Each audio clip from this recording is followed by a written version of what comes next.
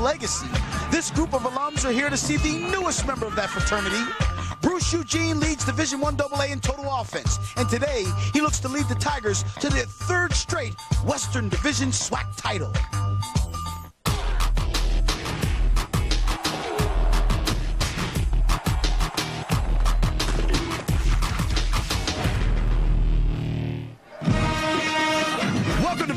Coverage of SWAC football presented by Southwest Airlines. Homecoming on the campus of Grambling State University, and this morning the traditional homecoming parade, then the pregame tailgating, and the centerpiece, college football between Western Division leading Grambling State and Alabama State.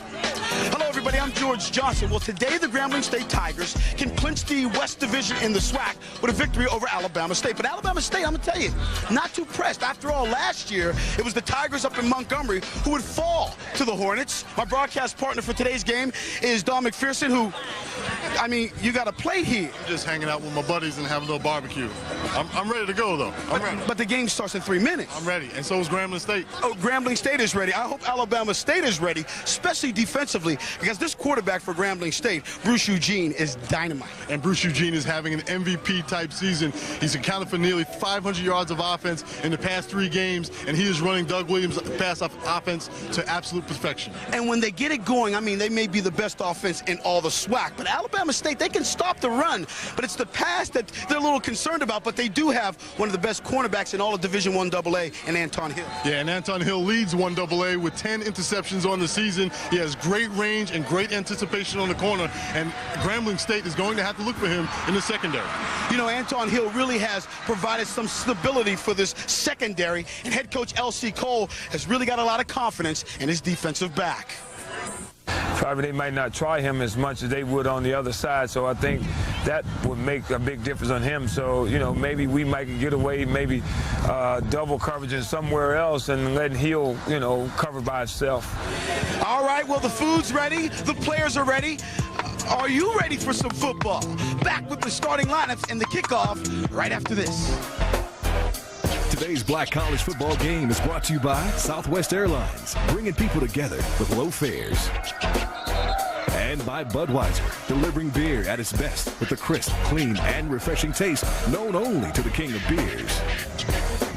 And by Chevy Trucks, the most dependable, longest-lasting trucks on the road.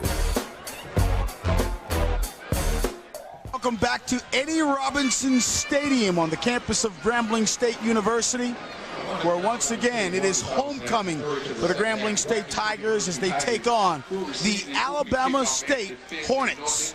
Grambling coming in with a record of 8-1 overall, lost their first game to McNeese State and have been on a roll ever since. L.C. Cole and his club, they come in with a record of 5-3, 2-3 in the conference. A look at the history where Grambling leads 17-7. Last season, these two teams met twice. In the regular season up in Montgomery, Alabama, it was the Hornets who won 45-38. But in the SWAC championship, Grambling got redemption as they would knock off Alabama State 38-31 for their second consecutive SWAC championship. It was coming out of that ball game that L.C. Cole says his Hornets got their motivation for today's contest. Well, you know, we've really been harping on that we felt like they stole our championship last year. That's something that we're coming in here with a motivation factor behind that. And last year, you know, we had a chance to bring home the ring and the trophy. And we lost them last year. This year, we're coming in totally different here. We lost our opportunity probably to get back to Birmingham, so this is a chance for us to get our revenge tomorrow. L.C. Cole says this is new territory for him. He's not used to playing this late in the season for nothing. I mean, his club really has struggled, and usually in the past they've always been playing for their title. But this is a ball game where they come in as the spoiler, but they welcome that challenge. Yeah, they welcome that challenge, but he has had a difficult time in the past several weeks keeping his team motivated to play football. It's not a very good situation to be in, but he does know that he has a revenge factor on his side for this ball game. He said that last week during the off week, he brought in Lester Brown, a motivational speaker, and to share his life experiences, of course, he was found to be guilty. They wanted to put him in jail for years, and he was able to get out of jail. He actually wasn't guilty at the time, but it was the motivation that he brought to this club to try to keep them focused because they had the bye week. Well, what he's trying to do is just bring in a different voice, someone different to say to these young men, you have a tremendous opportunity in front of you. Take advantage of it and do all the little things right and pay attention to the little things. You are looking at one of the best kickers in all of college football. I don't care what anybody says. David Bedford can quite frankly kick the football. He's a much better punter than anything, but he has such a leg, and you can see right there, he drives it through the end zone, and that means that Grambling State will take over 1st and 10. And we got a chance now to see the most prolific passer in the conference take the football first. It'll be Bruce Eugene, the sophomore from New Orleans, 6'1", 245 pounds, and he is a 3-time SWAC Player of the Week. We take a look now at our Budweiser starting lineups, brought to you by Budweiser, delivering beer at its best with the crisp, clean, and refreshing taste known only to the king of beers. And you see that offensive line, it's big, it's strong, it's experience. Meanwhile, these are your specialists right here. Douglas is one of the top receivers in Division I AA, and they will go to him and go to him often.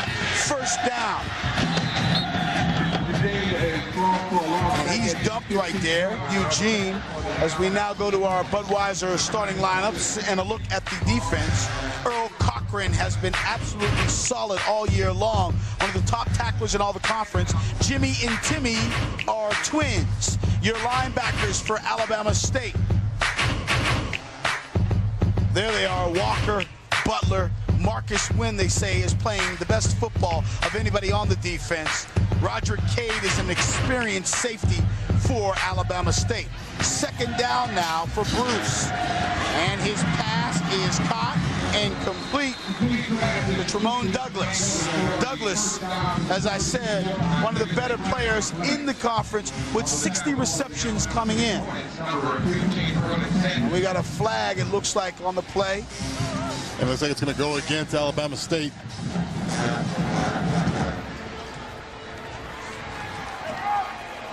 Holding penalty.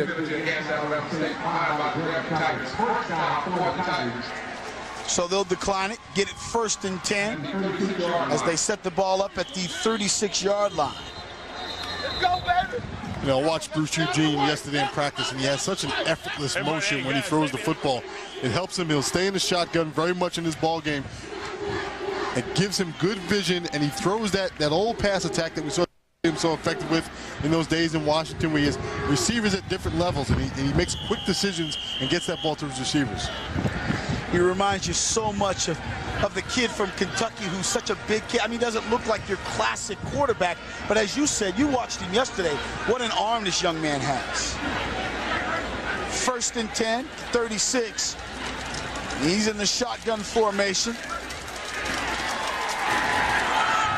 Again, throwing off his back foot, lobbing it up, and the pass is caught. Calvin Colquitt with the reception, all the way down to the 26-yard line. We talked earlier about Bruce Eugene making quick decisions. When you make the quick decision and get the ball, especially in the deep pass, you give your receiver the advantage of locating that football and making adjustments. That time Hill, an outstanding defensive back, had great position, but Colquitt had the better vision on the football, and that's because the ball was up early. 37-yard pickup right there, takes it down to the 27-yard line. 1st and 10. Again in the shotgun formation. Look at that formation with 3 receivers all bunched up. Decide to hand it off to the tailback, Harrell Charles, and nothing doing as the Alabama State defense was all over that one. Looked like Al Walker is your man that was there, as well as Montravius Butler. And this is a defensive front that you already saw get a sack on Eugene. They're going to need to put that pressure on Eugene so they can keep men in the secondary. When Grambling State goes to 3 and 4 wide receivers, they're going to need extra people in the secondary. So they're going to have to get it done with these guys right up front. A loss of 6 on that play now makes it 2nd down and 16. Ball is marked at the 33-yard line, and again the flags come flying in.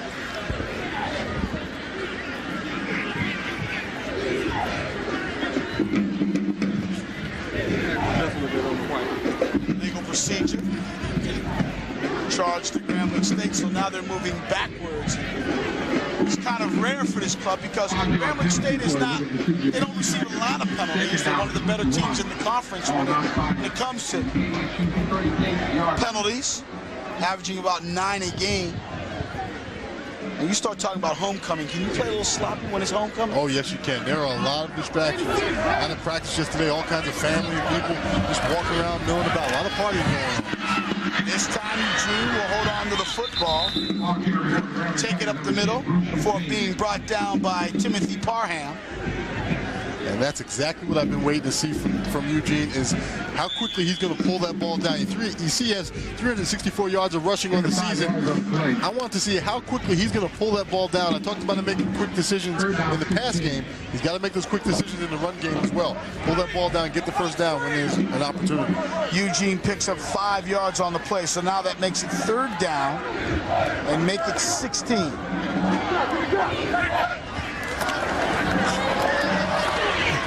Good protection. Pass is complete again to Colquitt.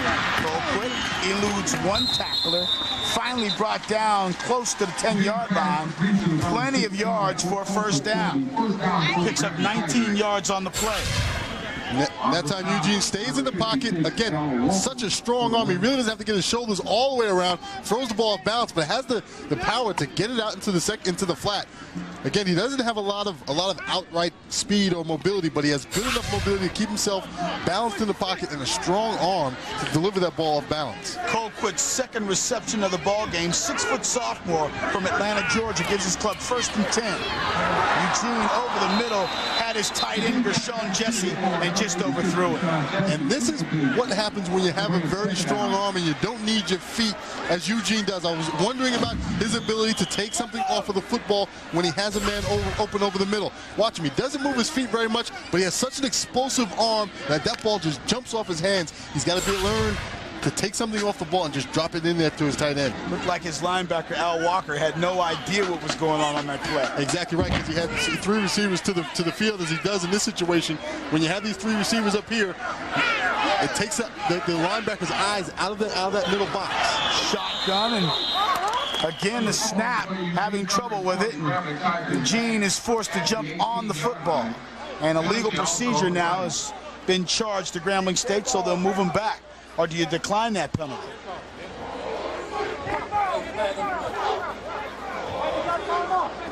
Well, I think you decline that penalty and you forced him into a 3rd down. The ball looks like it's going to be marked right at the 23-yard line. So we've got a quick break as Doug Williams calls a timeout. We'll be right back. And welcome back is homecoming in full bloom here in Grambling. The Doug Williams club has played exceptionally well all year long. As I said, just 1 loss on the season. That was to McNeese State early in the year, 52-20. And since then, they have been nearly unstoppable as they've won 8 straight, looking for their 9th. Here's the 3rd down and 20 situation for Eugene. They call the little screen pass, and they get a wide open play, and they also get a touchdown. Theron Anderson took the little screen pass, got himself a couple of blocks, and scores on a 23-yard touchdown. And this play was set up so much by the formation with 4 wide receivers. There was no one in the middle of the field. So once he caught this pass, there was no one to give it to challenge him in the middle of the field. And you see Hill coming from his cornerback position. And looking at him make that catch, kick is up, and kick is good by Brian Morgan. But watching him make that catch and run reminded me so much of Scotty Anderson a couple of years ago, who now plays Detroit Lions. He a former Grambling State Tiger. The Tigers are up, and this one's 7-0. We'll be right back. Back as Grambling looks to clinch the West Division of the SWAC, and That young man right there, Theron Anderson, the junior, from Jonesboro, Louisiana, just catching the 23-yard touchdown, his 8th touchdown of the season. Yeah, and despite a few mistakes along the road on that drive by Grambling State, that was a pretty textbook attack going down the field and putting the ball in the end zone. So if you're Alabama State, what are you saying to yourself after they come downfield that quick? Oh, no. Oh. I was hoping you weren't going to say that. Well, I think one thing that Grambling State is doing so well already is with their formation and spreading the field out, and Alabama State's going to have to figure that out. Back deep to receive the kick now, Sean Holmes, number 1, and Latavius Abrams. Kick was short and was returned by number 33, Adero Howard. And he takes it out to the 34-yard line where Alabama State will take over 1st and 10. So now the Hornets going to look to counter Grambling State, who seemed to be able to walk down field rather easily, as that drive went 8 plays and 80 yards for the touchdown. And we got another flag that's been thrown. And you ask what Grambling State's going to say now is that they have to counter in this ball game. They cannot let this game get out of reach. And you wonder how they're going to do so. With Jermaine Crenshaw. No flag on the play. Now the flag has been called back. The Hornets will have it first. And it looks like now they're going to start off with Gary Brashears, the junior from Clarksville, Alabama. He'll be your starting quarterback as we now take a look at our starting lineups. The offensive line, Rossetti and Wilkerson has just been outstanding, playing with a knee brace, and he's been well. Meanwhile, your backs, Latavius Abrams, Hundley also, has already a fumble on the play as Gary Brashears is able to get back down on it. Brashears was sharing time with Jermaine Crenshaw the first 6 ball games, and then they decided to go with Crenshaw against Alabama A&M. He struggled. Coach L.C. Cole said made some bad decisions in that football game, and now has decided to go with Gary Brashears, the transfer from Arkansas. After the fumble, a loss of 3 yards on the play will make it 2nd down and 13. And another flag thrown, and I can see these guys are in rare form already. You know, already you talk about the change in quarterbacks. We have 2 mistakes earlier, procedure, a penalty, and the fumbled exchange on the handoff. You start to wonder if that quarterback change is really affecting the way the entire team is playing. 2nd down 18. Brashears is the pocket guy. They like the fact that he can get back in the pocket and he can wing it. Crenshaw is a little more mobile. And don't be surprised if we still don't see number 8 on the field at quarterback for Alabama State. But here comes the blitz. And a big-time hit right there by number 44, Cooper. Terry Cooper was almost untouched and delivered a big-time hit. As we take a look now at our defense for Grambling State, Lawrence Patton, Willie Gray has been just outstanding over his career here. Your linebackers, Ron Johnson is the man in the middle from Baton Rouge, Louisiana. Burton and Petty on the outside. Chris Brown is one of the top performers in the conference at defensive back. And watch for Denmark Reed. People say he'll be playing on Sundays real soon. 3rd down and long situation. And they hand it off to Abrams. Abrams gets nowhere near the 1st down, so they'll punt the football. Coming on now from Alabama State will be David Beckford, who I said one of the top kickers in all the country, averaging 47 yards every time he punts the football.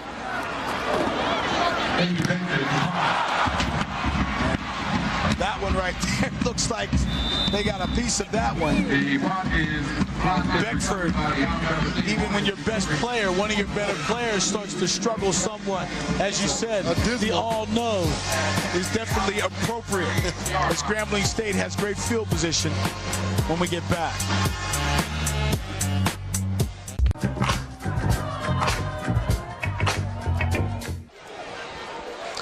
Well, David Beckford of Alabama State had not had a punt blocked all year long, but thanks to Demetrius Carr, he now has one blocked. Yeah, just a little bit of bobble on that, but give credit Carr with just a tremendous effort of getting past the blocking. 1st and 10 for Grambling State. Eugene's pass was intended for DJ Clay and was overthrown. That'll make it 2nd down and 10. Ball marked just inside the 30-yard line. What a dismal start for L.C. Cole and his offensive unit. He's got to be a little frustrated with that timeout. It's not that they didn't perform. They went backwards. They just performed very poorly in that last drive. Then getting the block punt. Grambling State already leading by the score of 7-0. As you see Bruce Eugene's numbers, 4 of 6 for 100 yards. 2nd down and 10. And he's able to elude the rush. And he got hit pretty hard, and the ball came loose, and Alabama State gets it back. A big-time play by Earl Cochran, who came up from behind and hit Eugene very hard, and also was able to knock the ball away from him. Earl Cochran's a big, tall, rangy guy. You're going to see him just run past the protection there, and then come back, and then watch the swipe of the arm, the right arm coming over the top. That's what knocks the ball out. Erlen Sanders, the redshirt junior, Boca Raton, Florida, is the guy who picks up the fumble and gives Alabama State the football back. And maybe that's the kind of play that can instill some juice in you, bring some light to you. Well, it's going to have to happen with these players on the field. They're going to have to start talking with one another on the sideline and getting each other charged up to get back on the field and perform well. Here's Brashears, 1st and 10 at the 24. Inside handoff, Abrams gets loose. Takes it out to about the 34-yard line. On the tackle for the Grambling Tigers. Good solid blocking in there in the front. Great effort by Abrams after the hit to maintain his feet. Gain of 10 yards on the play. Pickup of 10 on that play makes it 1st down. Now ball at the 34-yard line. Coleman in motion. Abrams again. Eludes a tackler. Picks up about 3 yards on the play. Let's take a look at the division standings in the SWAC, and you can see just how important a game this is for Grambling State. First, we start with the East, where Alabama A&M, who last knocked off Alabama State, is in 1st place. But this one's not over. Alcorn State still with thoughts of getting back in this thing. Another carry for Alabama State as David Hundley is the man with the football, the junior from Beaver, Alaska. Now look at the West, where Grambling is in control. They've already clinched at least a tie, but a victory today would give them the West and put them in that SWAC championship game that you'll see in December right here on BET. Yeah, and there's been a lot of talk on campus all week about shutting the door on Southern and not giving Southern an opportunity to come back in the standings with a loss today. Hundley, the fullback, picked up 7 yards on that last play, so it makes it 3rd down and 3 and another timeout on the field. How many timeouts do you have now? It seems like Grambling State, if they called the timeout, that would be their 2nd here in the 1st half. Exactly right. I don't know why they would want to do that this early in the ball game. You never want to burn timeouts. He's waving the flag off. Right, he's waving the flag, but Doug and these guys are still huddled on the side, so somebody's got to be charged for timeout, right? Or can we have an official time? We're going to have to go to the rule book on that. Is that what we have to? That's a very thick rule book, Tom. I don't know if I have the time to look through that rule book. Have you ever seen that rule book? I have seen it. And based on some of our arguments during the year, we read it differently. I thought you were going to say, based on our arguments, you haven't seen the book. Yeah. No, I think you're reading from a different, you might be reading, like Yiddish. I read the fine print. You're reading Yiddish from right to left. You're reading it differently. I started from the back of the book and went the other way. That's it. You just look at the end. George Johnson, along with Don McPherson and the rest of our BET crew here, bringing you Black College football. Brought to you by Southwest Airlines here on BET. The Alabama State trails in this one to Grambling State by the score of 7-0. 6:48 left here in our 1st quarter. 3rd down situation, 3rd down and 3 for the Hornets. Holmes in motion. motion. Bashirs over the middle. Bashirs finds his receiver. It is complete. Mayshawn Sanders. Sanders came back into this game looking to redeem himself after the fumble that he had against Alabama A&M, looking for a big game from him. Yeah, and this is exactly what they need to do. Get those nice little consistent passes where you can see. I'm big on early in the ball game, the quarterback being able to see the receiver's numbers when he's throwing passes.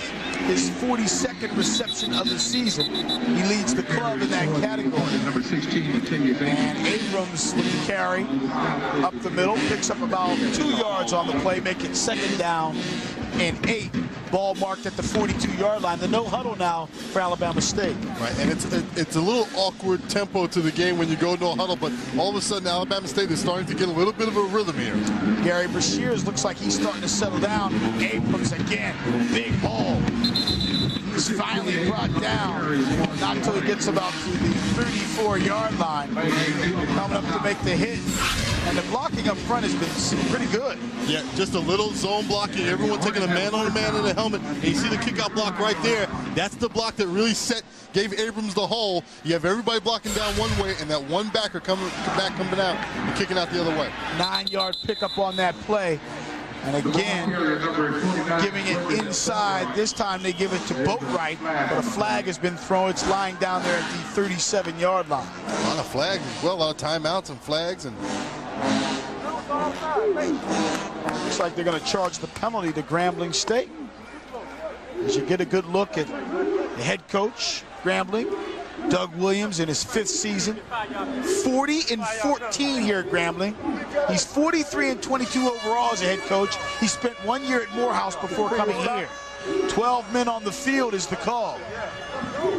But again, Doug Williams, 2-time SWAC Coach of the Year, took over this program in December of 1997, following in the footsteps of the great Eddie Robinson. And he likes to try to downplay that following in the footsteps. And really talking about this is a new era, and this is the Doug Williams era. But there's no question about it. When you just enter Grambling, Louisiana, this is the place of Coach Rob. Picked up 5 yards on the penalty, so Boatwright now with the carry on 1st and 5, and he's tripped up about a yard shy of a 1st down. Once again, a nice block by Hundley, the other back on the field. Spring and Boatwright. The offensive line just doing a lot of zone blocking right now. Everything seems to be very basic for Alabama State. And again, now they go no huddle, but they go into the shotgun formation. Boatwright with the carry. He's met at the line of scrimmage, but with that strength that he has, he looks like he picked up enough yards for another 1st down. He's going to be close, though.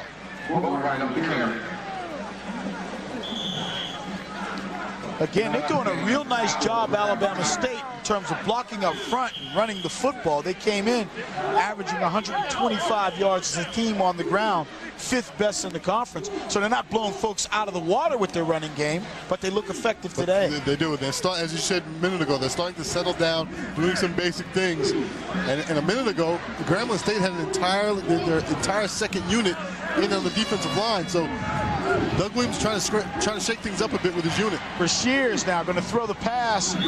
Looks like there was a miscommunication between he and Sean Holmes on that. Another indication of going with a quarterback that hasn't been in for a while. You start to see the miscommunication between quarterback and receiver. And again, especially in the no-huddle offense, you don't always have a chance for quarterback and receivers to talk about what kind of things they're seeing, what kind of play they're getting from the secondary. You see him right there just trying to signal out and scream out to the guys on the perimeter. He's averaged 51% of his passes coming into this one. This time, another miscommunication inside. Don't know what they were actually trying to call. A little fake, a little shovel play there. Weren't able to make it happen, and they lose yards. And that was Gray, 74, just going to come in here and just blow up right there. Just blowing up the handback, the handoff mesh right there. He's going to come from the right side of your screen, straight up the middle. Boom. That's big old Willie Gray, the senior from New Orleans. So that makes it 3rd down after the loss. 3rd down and 16 with the football at the 31-yard line. 2 receivers to the left, 1 to the right. And this is a double tight end set. Grambling bringing the blitz, and they got to it. Credit Michael DeGray coming in there to make the play and forcing that quick pass by Bashirs. And Doug Williams was on the officials before the snap of the football. was complaining about how Alabama State is substituting players.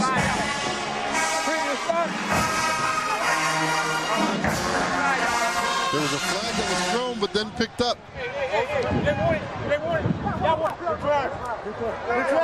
And off for him and look for him. Denver, don't say Denver, out of Sally. No, that's right. Going, let's go, Sally. Illegal participation against the Hornets penalty refused.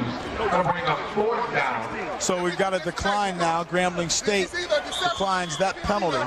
Makes it a 4th down situation. And it was an illegal participation. That's what Doug Williams was screaming about, was that they were substituting illegally. So 4th down and 16, and Bashirs is going to pass the football. Looking downfield, pass is complete to Herman Easter. And Easter inside the 5-yard line, and Alabama State is in business. Looks like a little more confusion on the part of Grambling State's secondary. Looked like part of the secondary was playing zone, the other part playing man-to-man. And that gave Easter the entire middle of the field with Brown, 19, working from outside in. I formation, Abrams, nice little spin move. Oh, boy. They caught him at the goal line and said, nuh-uh, not getting in on this one. But that was a nice spin move to get clear. That was a nice spin move and then a nice stick. Michael DeGraff. Zigzagging and put his head down and run the thing. Go. He said, that's L.C. Cole talking. Put his head down, run that football. 2nd down and goal at the 1. Oh, no, he could put his head down there. He had no room. He ran into a host of players, most notably number 98, Leonard Patton, 6'4", 300 pounds. Yeah, Leonard Patton's the first one here. You see him shed the block and then just stand him up. And as the rest of the players come in, Patton just pulls him back, stopping him. That's the second big stick by this Grambling State defense in the front. And that's what L.C. Cole's talking about. Just you have to stick your nose in there and get through. So now Crenshaw's into the game, and the quarterback on the option holds on to the football, and they say touchdown. Jermaine Crenshaw, the senior from Greenville, Alabama, comes in, and option gets in. He's going to get it on the 2nd, maybe 3rd effort here. He gets the hit. He gets hit right there, and then stretches out and gets the ball right there underneath. Hard to see in the shadow, but was able to stick that ball out with his right arm. Chris Nichols will come in to attempt the point after, which would tie this ball game. Kick is up, kick is good. So we got a football game here. It didn't look like it was going to be much of one. Alabama State looked a little sloppy early, but they come right back at a nice long drive, tied up at 7 apiece. Brought to you by Southwest Airlines right here on BET. Alabama State, their quarterback Jermaine Crenshaw cap off a 16-play, 76-yard drive with a 3-yard touchdown keeper by the quarterback. And we're tied up at 7 apiece. George Johnson, along with Don McPherson and the rest of our BET crew, down here at Grambling State for homecoming. They're still coming in for homecoming. Yes, they are. Tells you where they've been. Out there with a little barbecue. Now, you know folk ain't coming in here in the first quarter. You know folk ain't coming in here in the first quarter. They're still partying. Yeah, I saw you at the beginning of the show with a big old plate, too. It's good, too. That was Ernie Ladd out there cooking. Was he really? Yes, it was.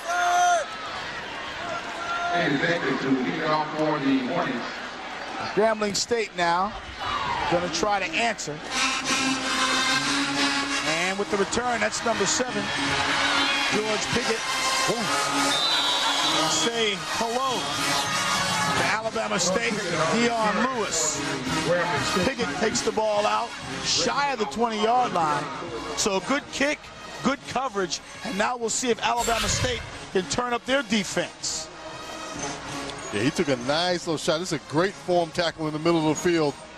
Let's pick out the belt buckle. I think he took a shot right on the belt buckle. That'll make you get up slow anytime. So again, this is Bruce Eugene, 1st and 10. Ball's at the 17-yard line. We're all tied up at 7 apiece. And he's going shotgun again. And the Hornets are coming after him. He's going to try to pick on a D-back. And overthrows his intended receiver. That was intended for Anderson. Credit with Erland Sanders in coverage. Yeah, you saw a little bit of the smarts and the maturity of this young man as he pulled the receiver in, identified the guy that the receiver had to block, knowing that the middle of the field was wide open to take a shot for Anderson deep. And that's what Doug Williams talked about yesterday, is his maturity in understanding his role in this offense and what he has at his disposal with this offense. Then the next level is finding the right touch in football. Eugene, number 1 in the SWAC in passing efficiency, and he's displaying that skill. This time, he gives it to his back, Pharrell Charles. Charles picks up maybe 3 yards on the play. That'll make it 3rd down. Look out, son. And that's always the danger of going for the long ball on 1st down, especially when you're backed up on your own 16-yard line. Now you're backed up even more with a 3rd and 7.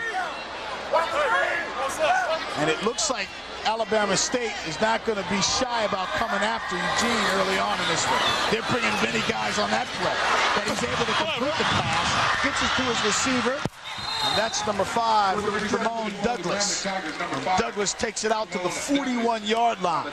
Well, he knew he had man coverage. He doesn't move his feet a lot when he throws the football. That gives him just a little more room. You see that strong arm he has without moving his feet to get that ball out to Douglas. With the pressure coming in from the secondary, he knew he had man coverage. He just needed an extra split second to get the ball out there. Douglas is the man who catches all the balls. 60 receptions coming into today's contest. That leads the SWAC. That one good for 25 yards and a 1st down.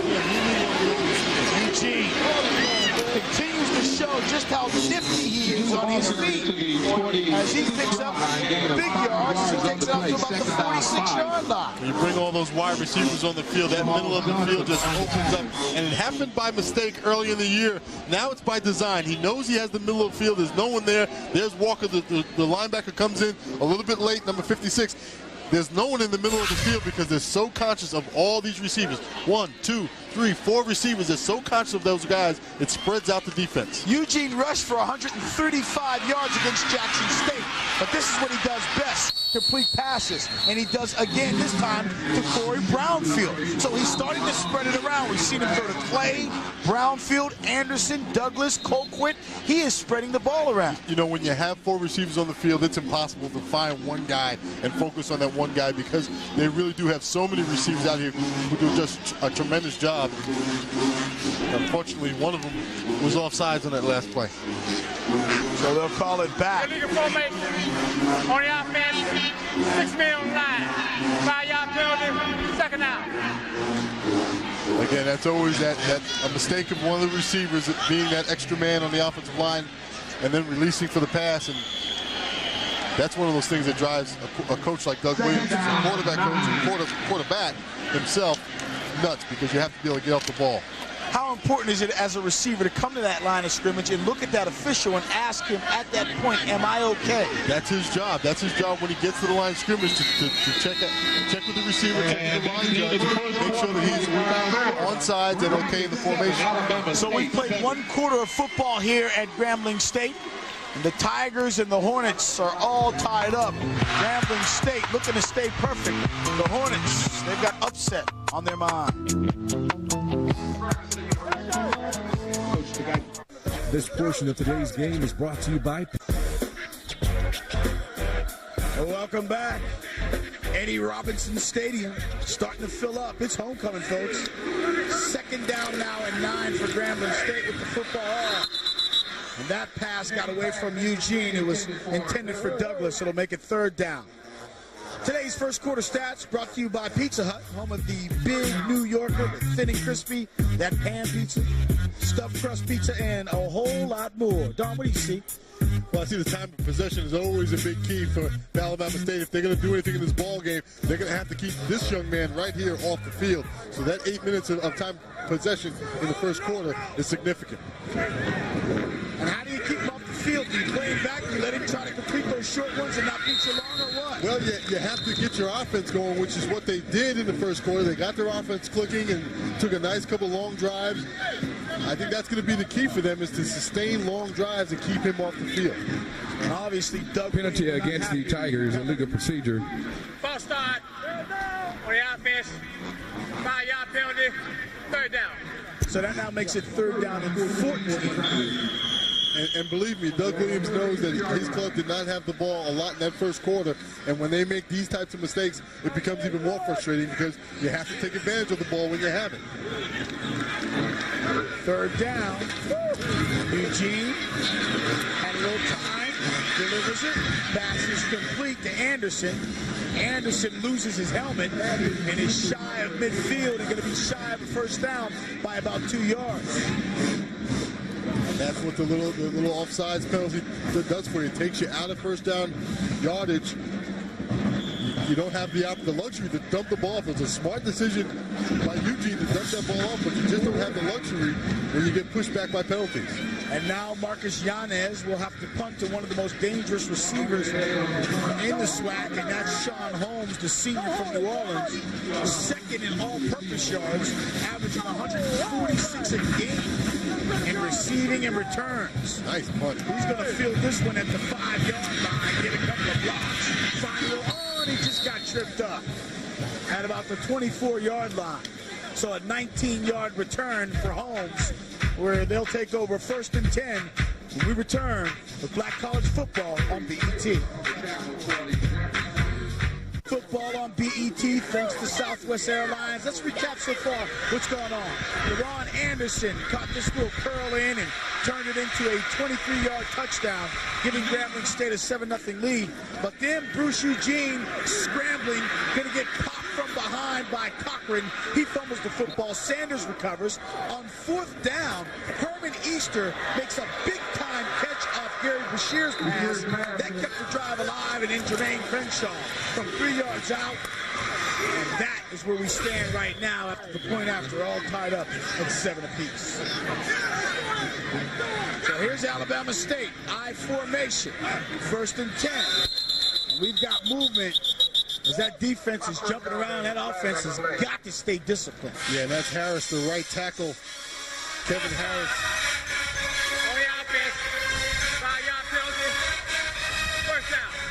Kevin Harris, the right tackle, was watching all that jumping around going on. You're going to make a mistake, make it full speed, and Kevin Harris made it full speed. Again, a good look right there at Gary Brashears, the junior from Clarksville, Alabama. Faced now with a 1st and 15, and he goes back now into the shotgun. Going to look very quickly out for Holmes. Holmes makes a nice move, finally brought down by Antoine Barnes, but not before he picks up good yardage, close to 10 yards on the play. Yeah, both of these teams are spreading the football field out with their formations and trying to take advantage of what's not happening in the middle of the field, and that's a lot of pass coverage. And that time Barnes had to come from that safety position to make the tackle. 2nd down now. Let's make it 7. Inside handoff. Abrams doing a real nice job carrying the football and spinning away from tacklers so far in this game as he picks up yards close to another 1st down. Well, he's not a very big guy, so he has to be able to make those kinds of spin moves and find the holes underneath blockers and defenders. And so far, he's not showing that he's a lot smaller than those guys out there. He's doing a decent job of spinning off and finding the right holes. Abrams came in averaging 5 yards a carry on 3rd down and 3. He was hit initially in the backfield. It looked like Antoine Lawrence got a hand on him. And because of it, he may be shy a yard for the 1st.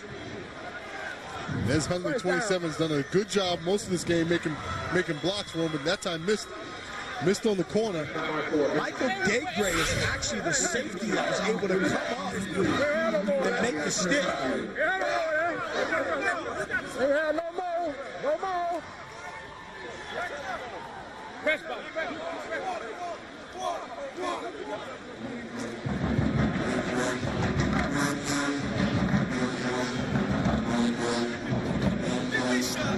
So they're going to come out and measure this one.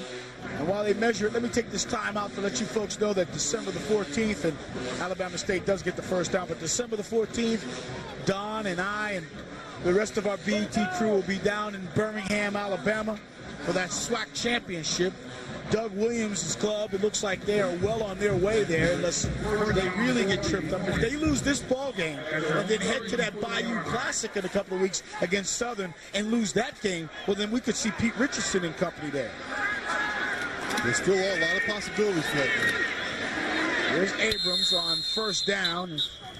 Chris Brown, number 19, came up from his cornerback position. Well, there's been a lot of pushing, a lot of shoving. Abrams has not been happy all game long the way Grambling keeps hitting. I think we're starting to see a little frustration on both sides because both teams know how important this ball game is. A little revenge factor for Alabama State and Grambling not having the easy time that they thought going into this game. And Chris Coleman, the tight end, was heavily involved in something. But credit Gary Brashears, the quarterback, coming in there and pulling his tight end out. He knows he needs him in this football game. And so he came in and grabbed his tight end and threw him out of the middle of that because you might get a guy tossed after that. That's right. You have to keep your cool. No matter what happens on that field, you have to keep your cool on the field. And again, in that championship game, which Grambling State won, it was Kendrick Shanklin who was just outstanding. There was nothing they could do with this young man as he was voted the MVP. And though you thought Grambling State was going to throw the ball a lot with Randy Himes, who has moved on, they kept giving it to Shanklin, giving it to the running backs, and they would win that ball game 38-31. And there's Randy Himes, their former quarterback. Boy, he was a big-time player. He was. Who was not only the best quarterback, but Doug would say he was my best wide receiver. And they said he was one of the best athletes on campus last year here at Grambling State.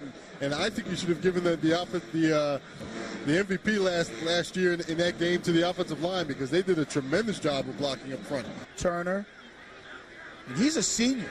You don't expect to see that from seniors. And you don't expect to see that in the first skirmish to see officials throw guys out. Brashears throwing downfield and good coverage by Octavius Bond, the junior from Chicago.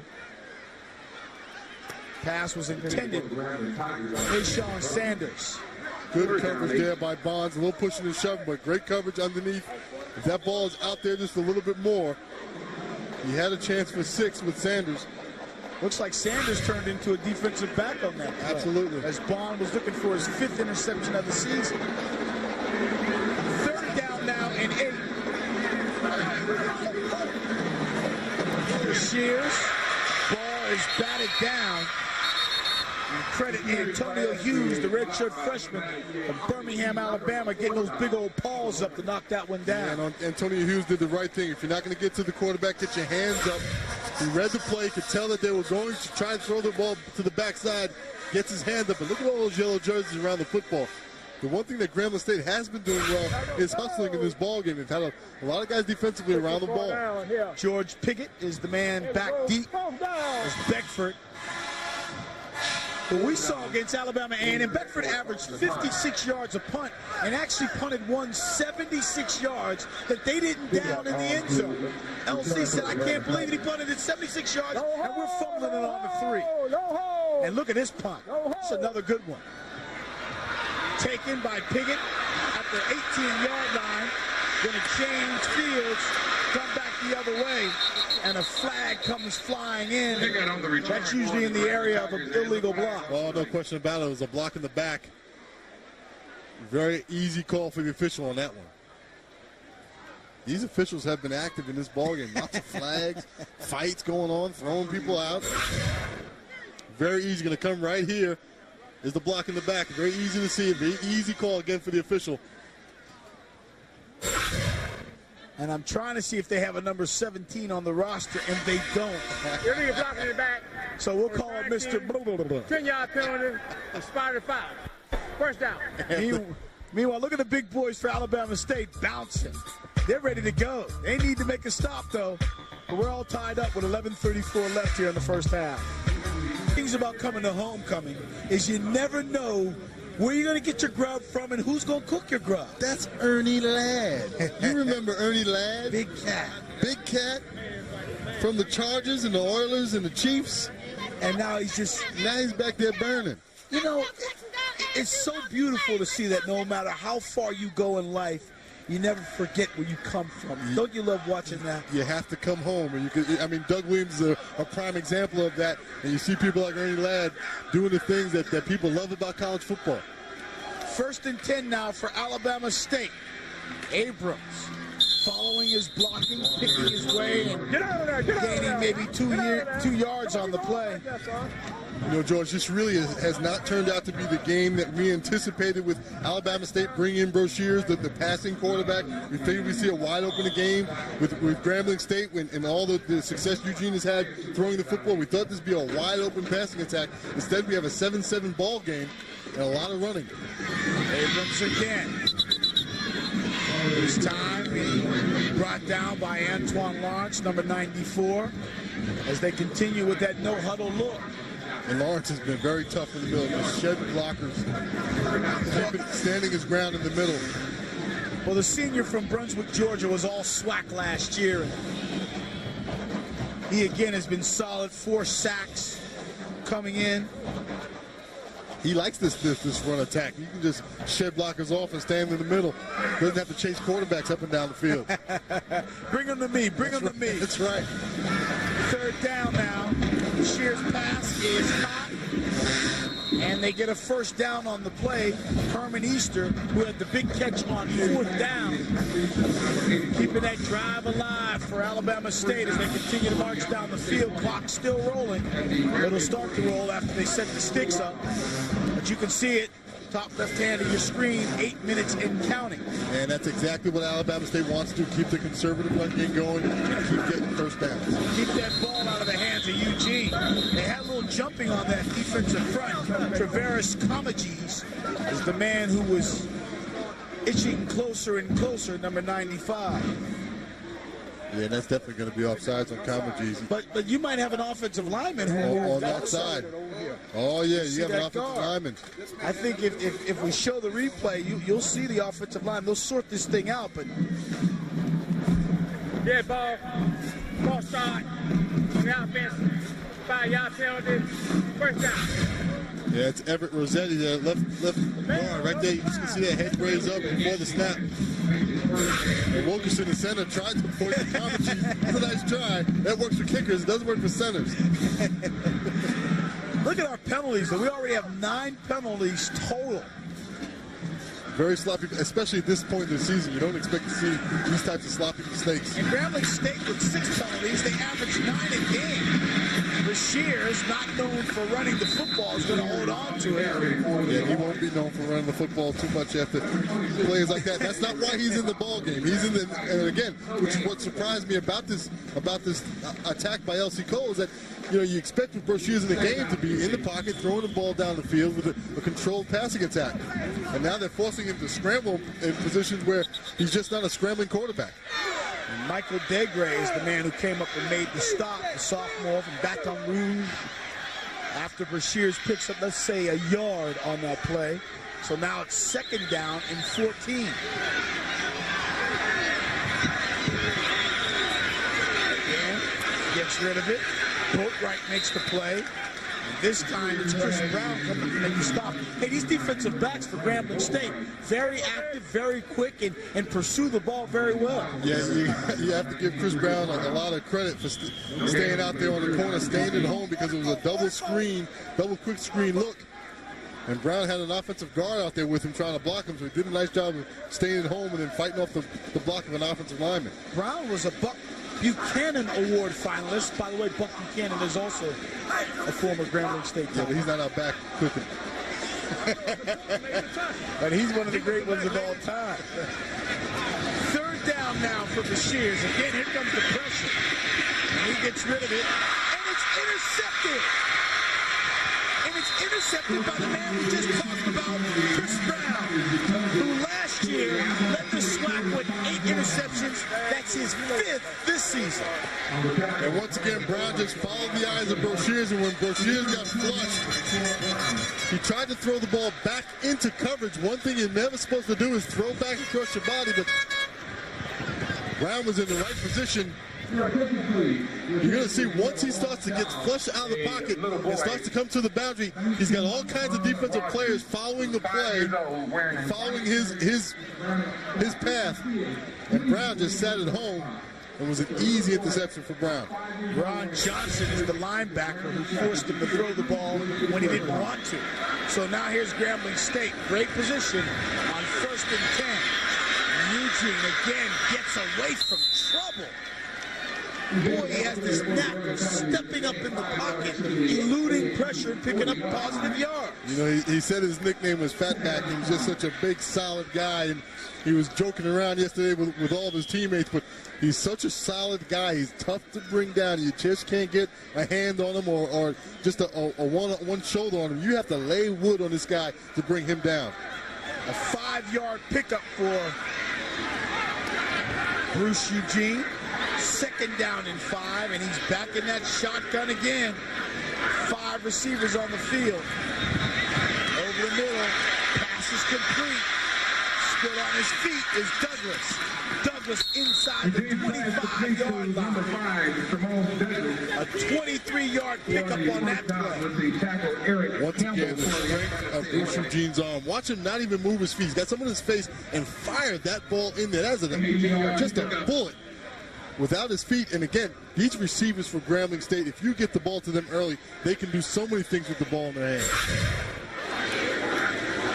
After the 1st down, going in the end zone, and flags thrown all over the place at the goal line, and you wonder if that's pass interference. Well, that flag was thrown by the referee and the back judge at the same time, so it's definitely going to be a pass interference against Cade, the free safety.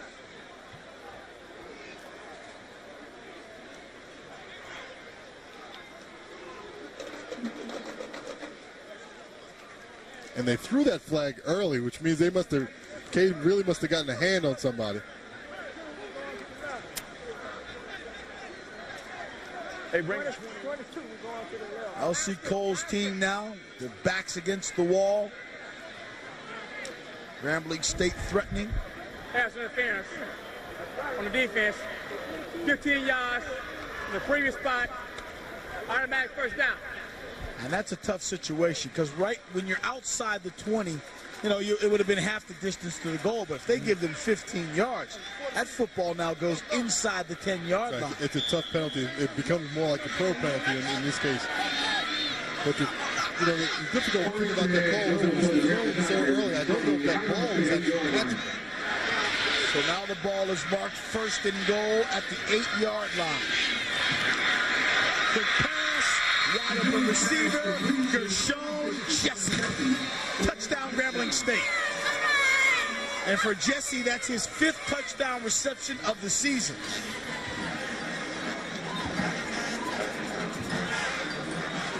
And a flag has been thrown. And It's a legal procedure penalty against the Tigers. wow, and they've taken points off the board as the penalty is charged to the offense, and Doug's not happy. Yeah, that's one of those things that drives Doug crazy. And the problem was the inside receiver covered up the tight end, and that made the tight end ineligible as a receiver, and it made the formation illegal. Boy, Doug and these guys have seen something because that middle has been wide open, but we saw Alabama A&M score on a touchdown just like that 2 weeks ago, where the middle is wide open. Exactly. And that's because they're using a lot of receivers, and with the type of quarterbacks that both teams have, both defenses are trying to crowd that line of scrimmage and force these guys to throw the ball quicker. Well, if there's a penalty thrown, wouldn't they move it back? Because it looks like the ball is still sitting on the initial line of scrimmage. Well, it should be a 5-yard penalty, and I believe lost the kick.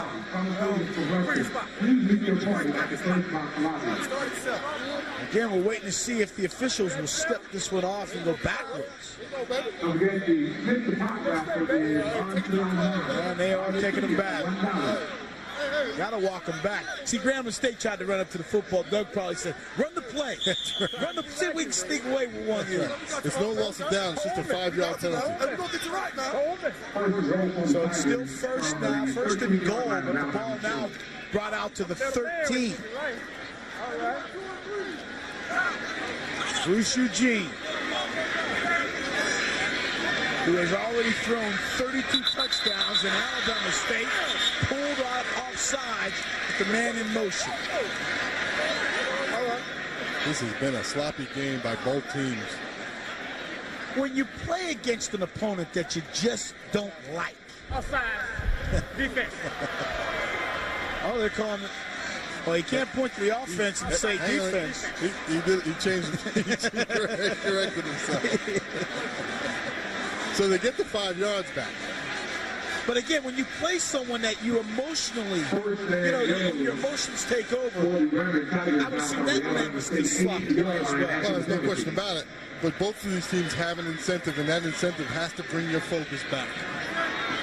So again, back to the 8-yard line, 1st and goal.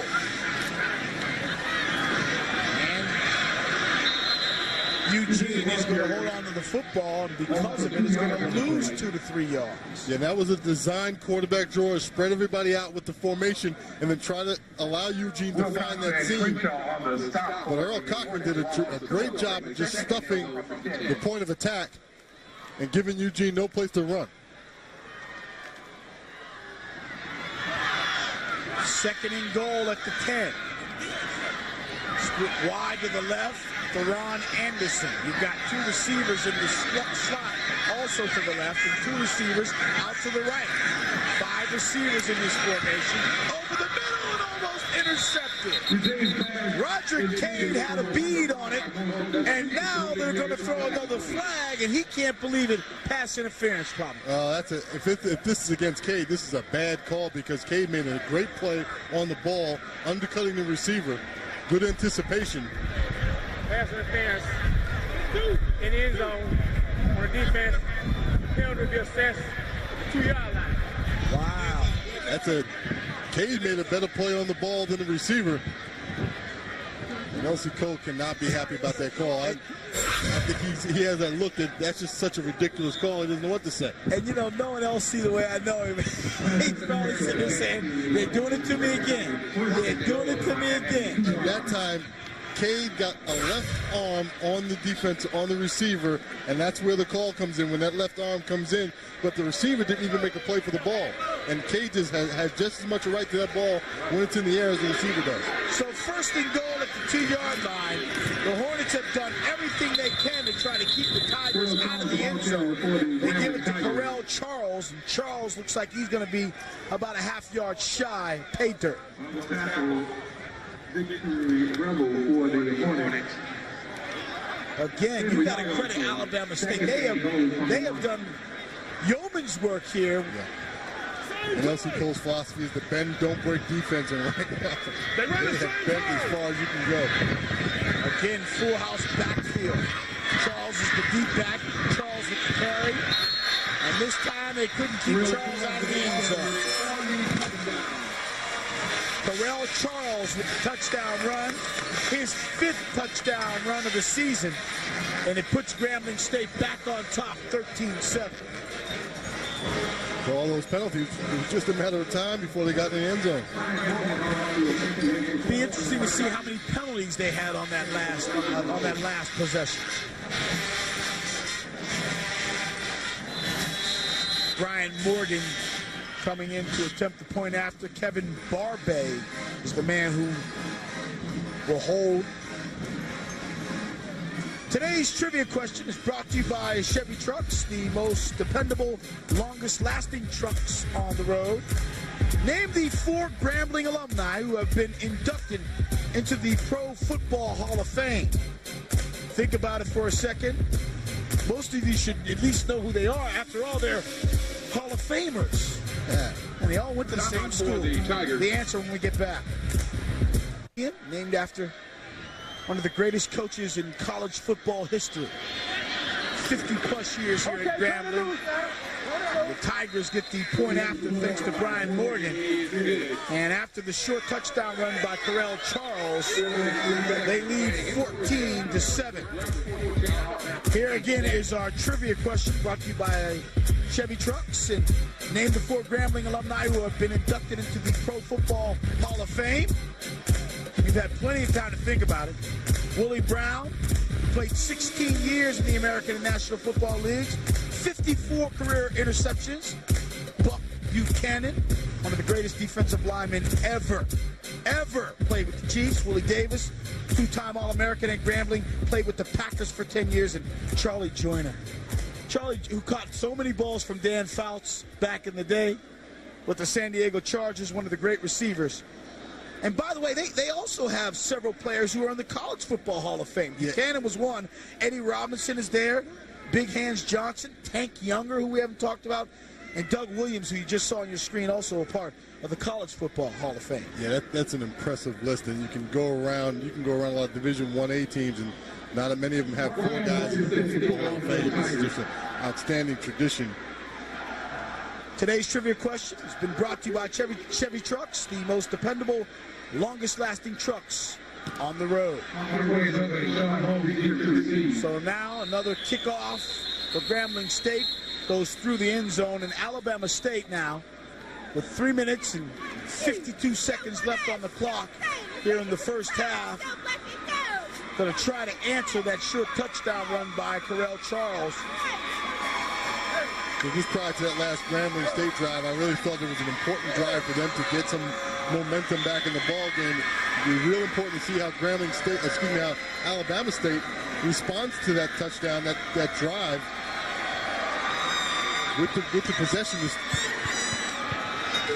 First and 10 now, and here comes the defense, and Abrams finds a hole. Abrams still on his feet. Abrams out to about the 41-yard line. That time Abrams hit the hole. This kid is explosive, not very big, but very explosive. Got a little bit of a seam and made his move. They have done a good job, it seems like, when Grambling brings that blitz, and he's going to break that initial plane and have nothing but daylight in front of him. First down carry, good for 20 yards. First and 10 at the 40 as Jermaine Crenshaw now is the quarterback for Alabama State. Going to hold on to it and runs into Mr. Antoine Lawrence. And Lawrence has had the beat on Crenshaw, and Crenshaw has to get rid of that football, make his read right away in the option game. This is a change-up for Alabama State now with Crenshaw in the ball game, and now 4 wide receivers. Guess what they're going to do? And Crenshaw holds on to the football. Crenshaw still on his feet. Crenshaw at the 40. Crenshaw coming on the 30. Crenshaw runs walking down the sideline and finally brought down at about the 11-yard line. And that's why Jermaine Crenshaw doesn't want to pitch it. He knows he has skills brought down by Chris Brown, but not until he picks up big yardage. Yeah, and that's exactly what I said. When he comes in the ball game, you know what he's going to do. They spread the field out with the 4 wide receivers, fake the ball to the back, and then there's plenty of room. Again, when you spread the field out, you have all those guys on the defensive front at the line of scrimmage. Once Crenshaw gets into the secondary, there's nobody there. The Shears back into the game now, and this time hands it off. Just like that was the fullback with the carry. That's a great way to keep. Hundley was the carry. Sorry, Don, interrupt you. As Crenshaw comes back into the ball game, it's a great way to keep his nose and his heart into the game. He's getting those occasional reps, and now he's back into the ball game in the plus 20 in the red zone. I think it's a good place for him to be. Hundley lost a yard, so it's now second down and 11. This time handing it off inside, and Boatwright is a yard shy of a touchdown, but maybe even more important, he's close to a first down. Yeah, close to a first down. That's some hard running right now, but you got to give Boatwright a lot of credit on that play, and Hundley and all these guys are doing a nice job of running between the tackles. Again, Grambling State's trying to crowd that line of scrimmage. And these guys are doing a good job of getting past that first line of defense. Well, how about Alabama State and their ability to answer, I mean, almost with ease in terms of keeping the ball on the ground. He didn't throw the ball. And this is exactly what I was talking about at the beginning of this drive is responding to what Grambling State did. And here they come, like you said, on the ground with a new quarterback down the field. And Alabama State, again, inside the keeper. And we'll see if Crenshaw, they're saying touchdown Crenshaw.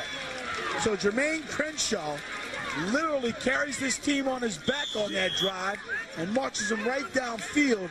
And they score a touchdown, and they're a point within tying it. Well, this is why Crenshaw was the guy all last week, and he's the guy that they've gone with most of this season. He has the ability to make things happen in the run game. Nichols will attempt the point after. Kick is up, kick is good. So just when you thought that Grambling State and that offense gotten back into this thing and they're going to start to move downfield, Alabama State says, no way. They come down and they answer in less than a minute. And it was that big run play by Crenshaw that took the ball the length of the football field, and that's what Alabama State is going to need to do. I said this in the beginning of the game, is that they need to possess the football and keep it out of the hands of Grambling. And so far, Grambling hasn't taken advantage of every possession the way they have in previous games. So if you look at Bruce Eugene's numbers, they're not as great as they have been in the previous 3 games. And that big run you were talking about, a 49-yard scamper for Jermaine Crenshaw. That's got to feel good for Crenshaw to come in this ball game off the bench and redeem himself from last week. And he's one of the players, like L.C. Cole told us, the transfer from Georgia Tech had something to prove, because against A&M, Cole was not very happy with his decision-making. No, he threw 4 interceptions, especially down at the end of the game, going in for that final score. He really, as I said, both of these teams have something to prove. They both have some statements to make, and individual players like Crenshaw have some redemption. Where you going? Grambling State now. Still got 3 minutes left, and we know what Grambling State is capable of. They can throw the football, so you don't want to move away from your TV sets yet, because they can come right back with a touchdown of their own. This is Bond on the return. Bond is tripped up at about the 23 as he takes it out to the 26. I don't know if I can decide on who's played the best quarterback. Who's the best quarterback in the stadium? Is it Crenshaw? Is it Brashears? I mean, is it Are you Eugene? Asking that question? Okay. You're standing up here next to me? I mean, you're standing next to me and asking that question. Now, you know who the best quarterback in this stadium is? No question about it. It's Doug Williams. Old number 17, there's no question about it. From Zachary, Louisiana, went to Cherryville High School and played here. He was recruited by Eddie Robinson, and his freshman season got a chance to start, and once he started, that was it. It was his job for the next 4 years. Finished 4th in the Heisman voting as Eugene gets it out to his wide out. The pass was complete to number 81, Braun Anderson, and Anderson picks up the first down, gets out of bounds, and stops the clock. But back to Doug, finished 4th in the Heisman balloting. I want to say that he finished, Earl Campbell won it that year. I believe so. Then he was the first-round pick by the Tampa Bay Buccaneers back in 1978. From Tampa Bay, went to the Outlaws, played in the USFL, finally got the money he deserved, and then was traded to the Redskins as rights and won a Super Bowl and an MVP at the same time. Doug Williams. Great memories if you're a football fan. 1st and 10 now, ball's at the 37. Eugene again throws the quick out to Anderson. He scores for another first down, but more importantly, he stops the clock. You're exactly right. That's exactly what Grambling needs to do. Inch by inch, take their time in this drive. There's plenty of time left to move the ball down the football field. And you talk about how great a player Doug Williams has been. What about his record as a coach? Yeah. Here at Grambling State, he's done an outstanding job of building this program up to what it is now with back-to-back SWAC championships. That first year, he was 5-6, but after that, I mean, it's been nothing but just smooth sailing. 7-4 the next year, then 10-2, and last year 10-1. Eugene off the back of his foot throws that one out of bounds before being sacked, and he's not happy. I think he got hit late. Yeah, you wonder if he's talking to the official or if he's talking to his own players. Talking about Make a block. Exactly, make a block or break off when you see this kind of blitz coming. Take a little pressure off. The big man doesn't like to go down like that unnecessarily. And he got hit by the Parham twins, Yeah, he did. Jimmy and Timmy. One 6'3", 250, the other one 6'3", 255. Sitting there in the middle of that defensive line, number 94, number 9. 3rd down and just a yard to go.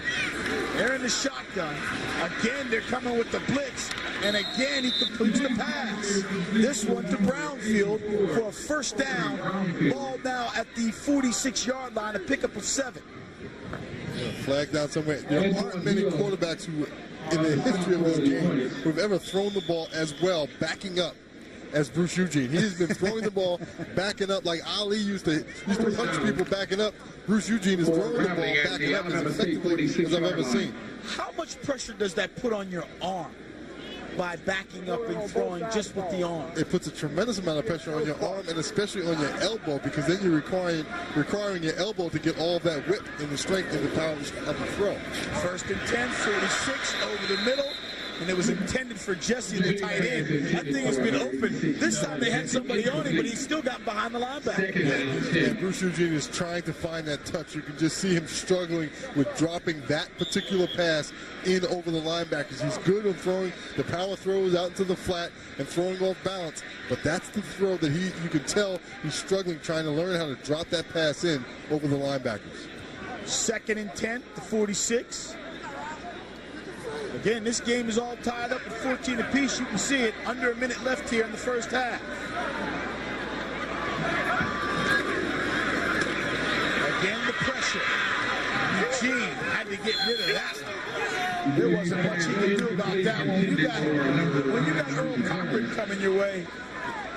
Exactly. Earl Cochran is just such a long, rangy guy that it's tough for Bruce Eugene to get around him. I think most guys, he would have been able to get around, but not Earl Cochran.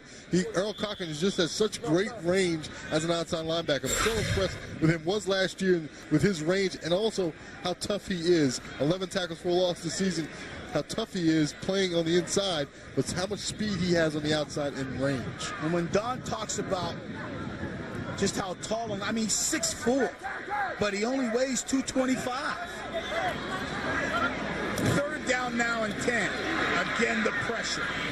And where is Alabama State coming up with all this pressure on Eugene? I'll tell you, they're doing it with some secondary people. That time, Kay, the free safety, was in the backfield. They're doing it with some secondary people, but their front has done a decent job of keeping Bruce Eugene in the pocket, keeping them contained. Credit the Alabama State defense on this drive for getting tough. They started to bend at the beginning of the drive with a couple of 1st down passes, but then they got tough and forced Grambling State back into a punt situation. And now it gives Holmes a chance with another return, and he's been solid. He's been, you know, a shoestring tackle away from breaking a couple of them. He's going to field this one at the 8. Again, another hole on his feet, and the flag comes down as he gets crushed at the 25-yard line. They're going to bring it back because of an illegal block. I think there was an illegal block in there, and you know, when you're Sean Holmes and you're 5'9", 173 pounds, and you start challenging them big boys. Yeah, and you don't mind an illegal block every now and then.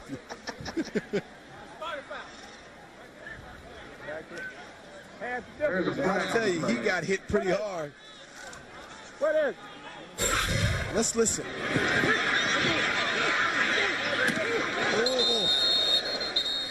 That was big number 48, Reginald Prelo.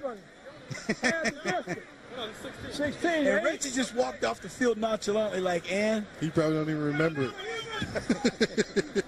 See him moving his neck around like, what just happened? I don't even know what just happened. Oh, he'll see it on the films. They'll love him when they see it on the films next week. That's right.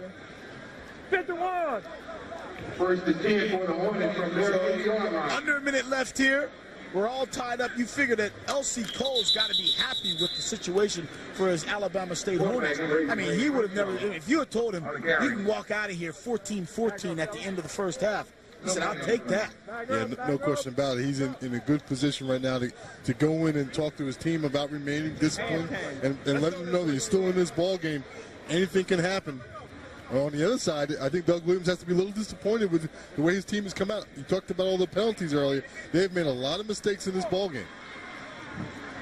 So we've come to the end of our first half. Grambling and Alabama State tied up at 14 apiece. It's the Hornets looking to snap an 8-game winning streak for Grambling State. Time for a commercial. When we get back, it's time to be entertained. Today's halftime report is brought to you by Southwest Airlines, bringing people together with low fares. And welcome back to Eddie Robinson Stadium as Alabama State's marching band out there performing, and in front of this Grambling crowd, you're going to have to do your thing. Get a look at the mighty marching band, the Hornets, performing. Alabama State University, mighty marching hands. Thank you, ladies and gentlemen. But look, hell no, we ain't through. Shake it, yeah, yeah, yeah. Break it down, y'all. Yeah, shake, shake, shake, shake, shake, shake, shake, shake, shake, shake, shake, shake, shake, shake. Slow it down for 'em.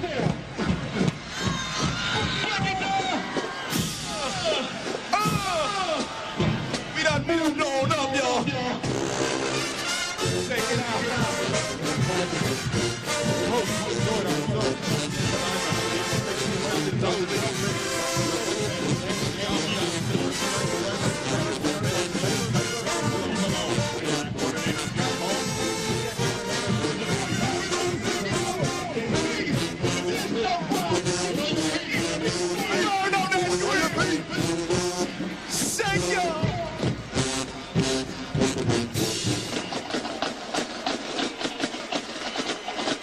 Oh, man, take it off the field. Break it down.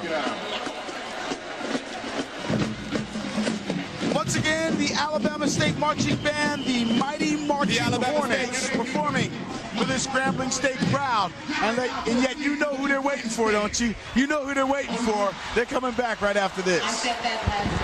14-14 is our score, and yet right now it's time for a little entertainment. But before we show you some more band, let's talk about this promotion we have. After the game, log on to BET.com. Number one band in the land, the Tiger Marching Band, directed by Dr. Larry Pennell, hailed as the number one band in the land from Grambling State. Sit back and enjoy.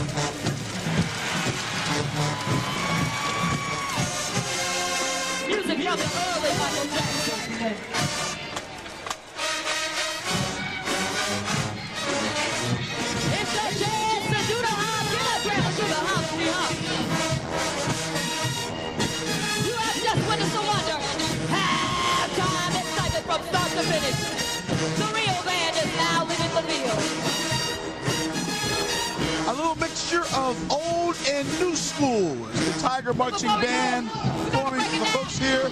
Homecoming at Grambling State University. And we'll have first half highlights and stats when we get back. And Alabama State and Grambling State prepare for second half action. Both teams with 14 points. And as they introduce the king and queen here for homecoming, we take you to some highlights from the first half. Yeah, and it was pretty much a balanced half. Both teams getting off offensively early in the game. This touchdown by Anderson really thought to be a sign of things to come for Grambling, but then Alabama State came right back with the touchdown by Crenshaw. And then you start to see how both teams are feeling here. The big fight, and Chris Coleman, the tight end from Alabama State, and Al Turner, defensive lineman from Grambling, both getting kicked out in this ball game. And that kind of shifted the tide a little bit in terms of the intensity of this ball game. And then Chris Brown came up with a big interception and setting up Grambling for another score. Then coming right back, a short touchdown run by Charles. And then Alabama State just answered it right back. I mean, they came back in less than 2 minutes and scored their own touchdown. Yeah, I think that's been the key to that entire first half, was Alabama State responding to everything that Grambling did. Take a look at these stats, and it looks even, at least first down wise. We knew that Grambling State would throw the ball more and that Alabama State would run it more, and true to form, that's the situation. Penalties pretty even. I mean, all the way around the board, this thing is even. And it's been just as we expected. That 188 yards by Grambling, we expected them to come out throwing. But the key here, I think, in this game is this stat right here, are the penalties in this ball game. It's been a very sloppy ball game on both sides of the ball. Well, we still have 2 quarters left to play as L.C. Cole brings his Hornets back to the field, and they've got to be feeling pretty good about themselves as they're tied with the top team in the SWAC. We'll have second half action after this. Today's halftime report has been brought to you by Southwest Airlines, bringing people together with low fares. Back because of a hold, and so 1st and 10. Jermaine Crenshaw opens things up at quarterback for Alabama State. 1st and 10 at the 29-yard line. And Leonard Patton was waiting for that option play to come down the line, shot the gap and got his hands on Crenshaw. And that's the advantage that Grambling has when Crenshaw's in the ball game, is that defensively they know that they can expect a lot of option attack coming down the line. And he lost 2 yards on that play, so now 2nd down and 12. Abrams with the carry. He picks up about 7 yards on the play. It'll make it 3rd down.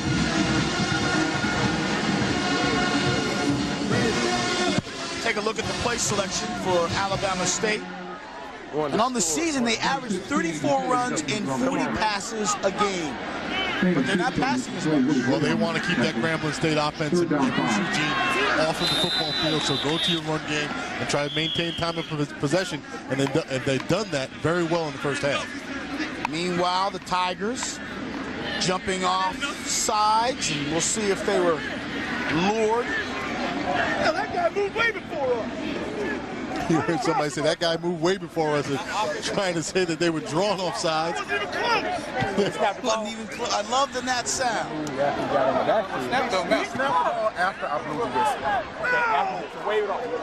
These officials have been busy in this ball game. Good Lord.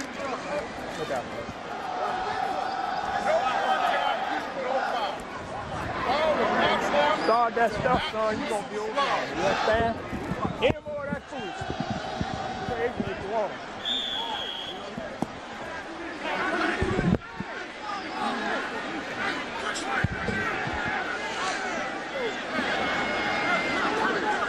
So here we now, 3rd down and 5.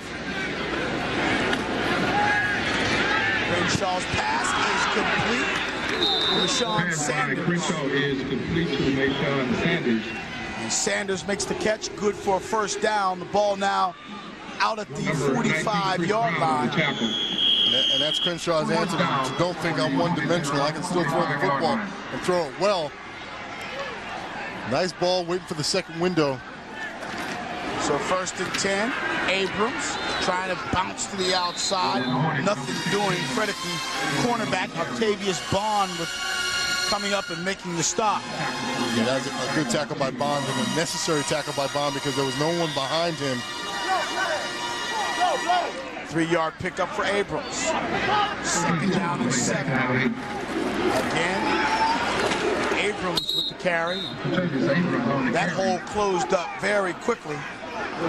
Coming up to make the pop is Aaron Bridges, number 2. And the one thing that Alabama State can be happy about right now is that Abrams, 4.5 yards a carry, but secondary people are making tackles for Grambling State, which is not a good sign. So third down now. And they're going no huddle. So you think they would want to take some time off the clock. You say they're running it more. But they're still running their offense. And wow, what a pop by Ron Johnson after Sanders made the catch. Sanders is going to be 2 yards shy of a first down. And that's what makes that stick so special, was that it was right 2 yards shy of the first down marker. Normally a good controlled pass right here, just coming underneath on the right side of the screen. Nice stick right there. If he gets by him, he gets the first down. But nice stick by Ron Johnson. And you're right, when you go no huddle, you don't get a chance to really slow the clock down as much as you can when you huddle up. I formation, 4th down and 2. And LC Cole's going to go for it. Delayed handoff. Abrams, nothing doing. They're going to turn the football over. Yeah, Again, Johnson is the man who made the tackle. Excuse me. That's all right. I don't think that they were really expecting to run that play. I think they were trying to draw them off, and they're going to run it with the snap count. They didn't get a chance to get it done. And with that failed conversion, it'll be 1st and 10 Grambling State when we get back. Underway here in the third quarter. Today's coach's quote brought to you by Courtyard. Your Marriott awaits. As you get a good look at Bruce Eugene, the quarterback for Grambling State, who Doug Williams thinks is very special. Well, I think what has made Eugene very special is the fact that he's matured very quickly. I think he understands what leadership is all about. I think he's understanding the offense a lot more. Bruce Eugene only have 9 starts up under his belt. This is going to be his 10th start. And I tell you, for a guy with only 9 starts, I would say that he's done exceptionally well. He's a very confident quarterback. He sits in the pocket real well and don't get rattled, and I thought that's something special and unique that he has. No doubt he is special and unique. Again, 1st in the conference in yards passing per game, 1st in total yards, because he's averaging 40 yards rushing a contest. In fact, he's 2nd on the team in rushing the football. And we're all tied up at 14. He's going to get his first opportunity here in the second half to get the Tigers into the end zone and completes his first pass. Coming from Jerome Douglas. In the first half, Eugene was 11 of 22 for 188 yards, 1 touchdown. Yeah, I don't think he was very accurate in the first half. I think he's looking at that last play, starting to settle down. And he started to settle down, I think, a little bit more in the second half, at the end of the first half. But again, the vertical ball is where he seemed to be having troubles in the first half. 8-yard pickup right there for Douglas.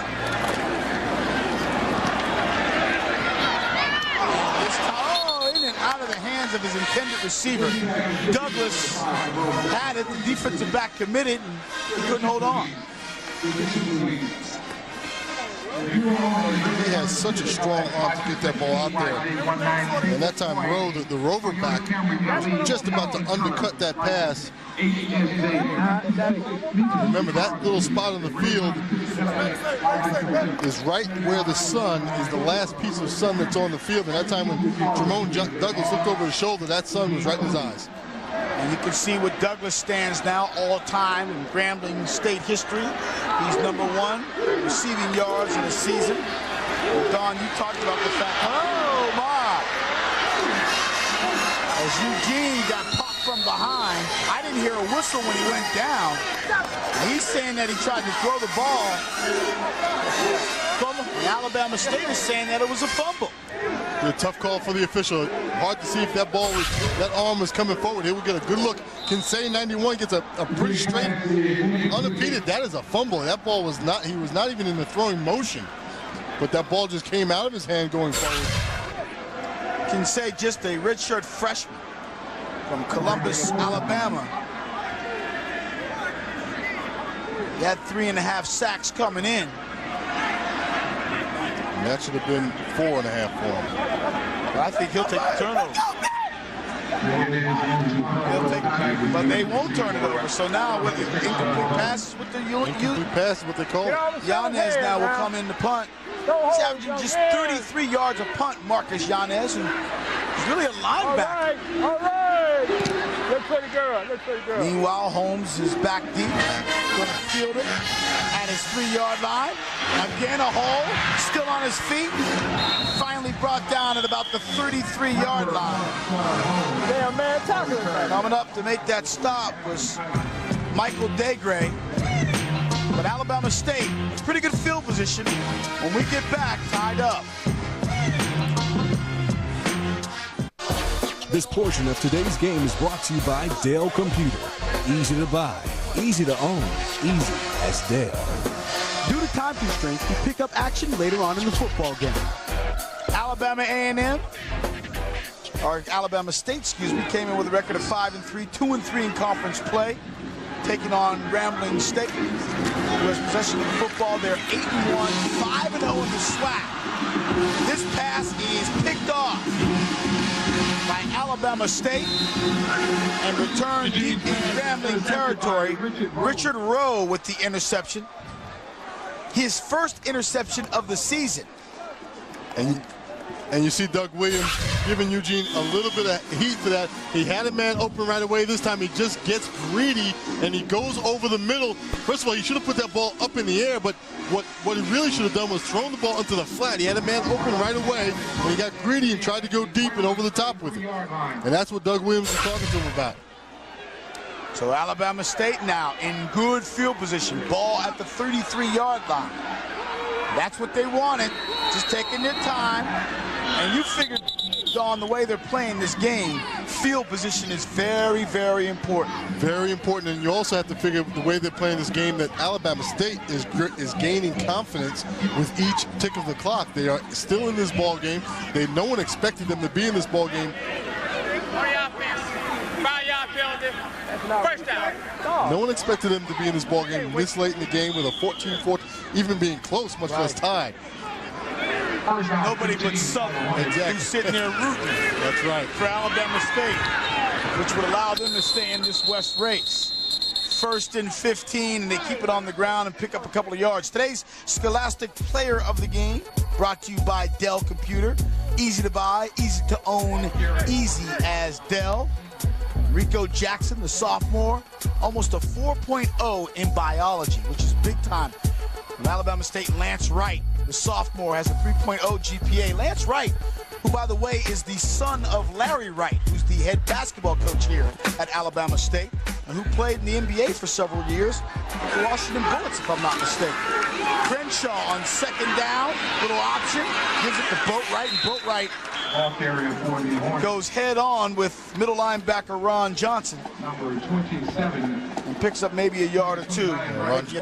Ron Johnson was impressive on that play, reading the option coming down the line in pursuit, because really the option key was blown up there on the corner for Grambling, so they had no one out there, and Ron Johnson had to come from his inside position all the way down the line. Johnson has been active as a middle linebacker all over the field. He really has been playing sideline to sideline, even in the backfield on a few occasions.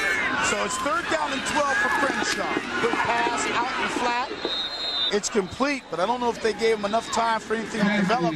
Herman Easter with his 3rd reception on the day, and he came into the contest with just 6 on the season. Yeah, that was the wrong play for that defense. They really needed to get some vertical push, because Grambling State had everybody on the defensive line, and so there was really no place for that play to develop.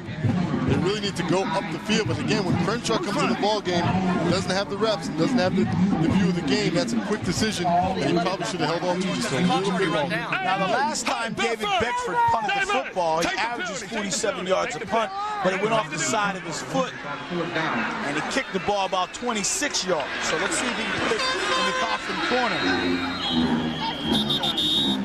He's dropped 5 this season inside the 20. And they're going to move him back 5, which is probably good for Beckford. Exactly right.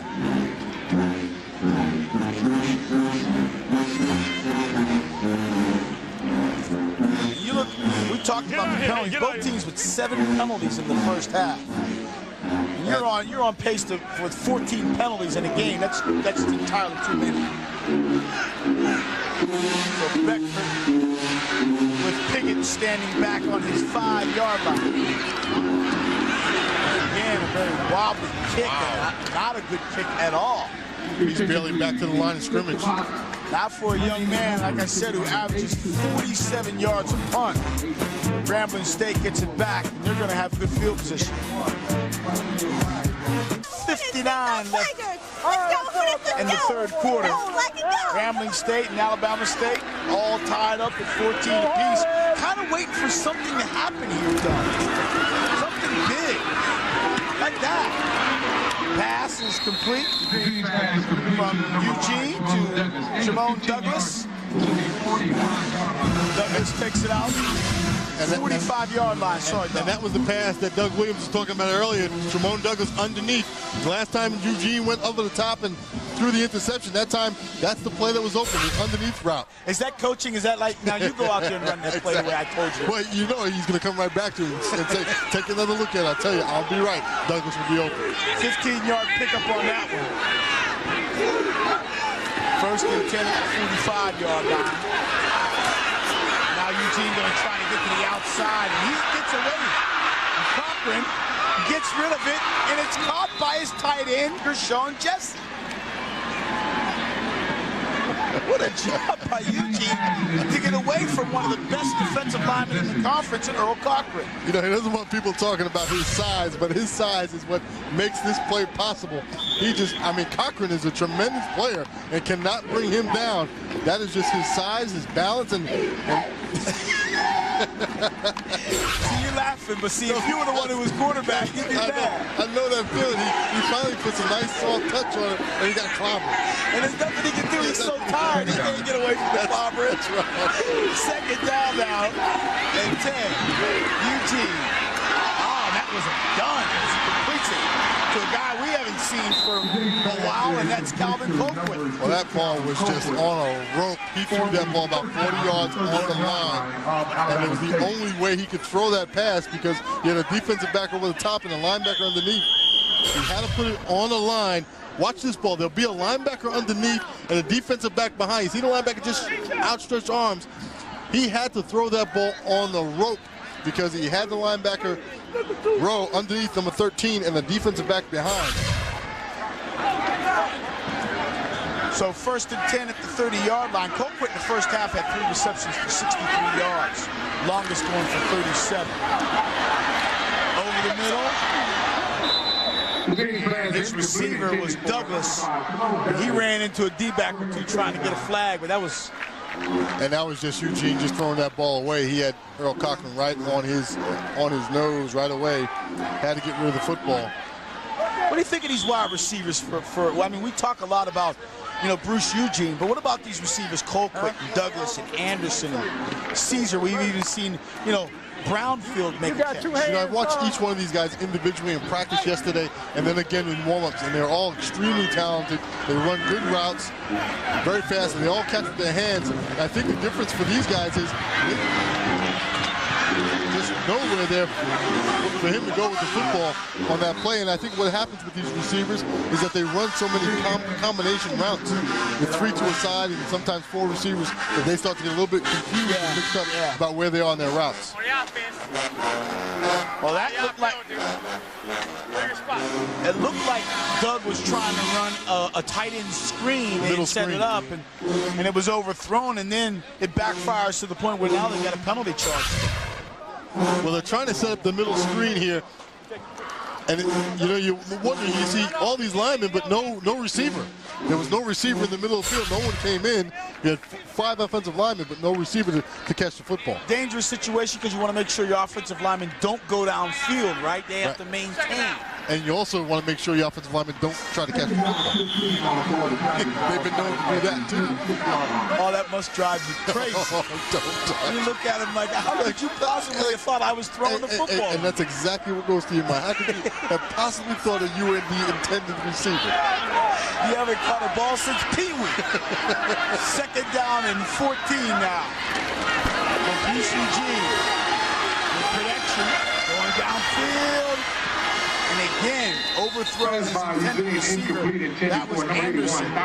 Erland Sanders was the man defensively there, number 15. Well, definitely the complaint for Eugene is that no one is blocking. He's not getting blocks. He's getting guys getting inside releases on him on the protection.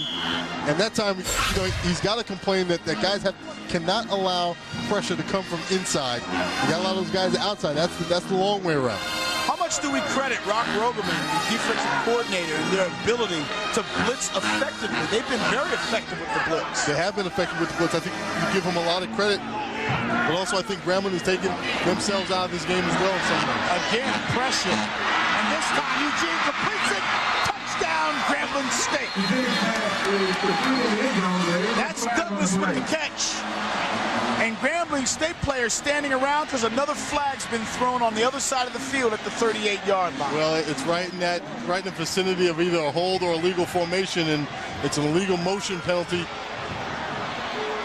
against Grambling. And this is what I talked about before about the receivers not really knowing where they are in their alignments and then in their releases as well. Is that one of the hardest things to teach? The more receivers. Illegal motion on the offense. 5-yard penalty for previous spot. Third down. We talked about it before. Trying to make sure with the officials, things of that nature. It looks like DJ Clay was running upfield before the ball was snapped. And that's what Doug Williams is so upset about. That is the first thing you tell a receiver in motion, is that you look over your inside shoulder for the snap of the football. You might not be able to hear the quarterback, but you look inside. This way, you go where your body goes where your head goes. So if he's looking inside, at least he's not leaning forward, he's leaning backwards before the snap of the ball. So now Eugene escaping pressure on the run. Completes his pass. This one goes to Adrian Caesar, another one of those many receivers that he can rely on. And he's close to a first. He got the first down. He got the first down and then some. But another example of the arm strength. This is just a little flick of the wrist like that, and he puts that ball 25 yards down the field on a line. Al Walker was the linebacker who thought he had a chance to swat it down. But they get the first down. 21-yard pickup at the 19-yard line. Bruce again over the middle. Oh, man, he got it. Douglas. And Douglas didn't do anything but run right at the defender. And a late flag comes in. Cade is the man who made the tackle. Number 90, White, piling on. They're going to call a piling on penalty. Stop doing that shit, man. Y'all heard that? Number 90. Dead ball. Press the foul. Late hit on the defense. That's just to the goal. First down. So they tack more yards up. I think it's Jimmy Parham, number 90. He's just going to come in here late and get a little shot right there. And that'll do it every time. He just wanted to follow his twin brother. See, Timmy came in, and he got his little hit in.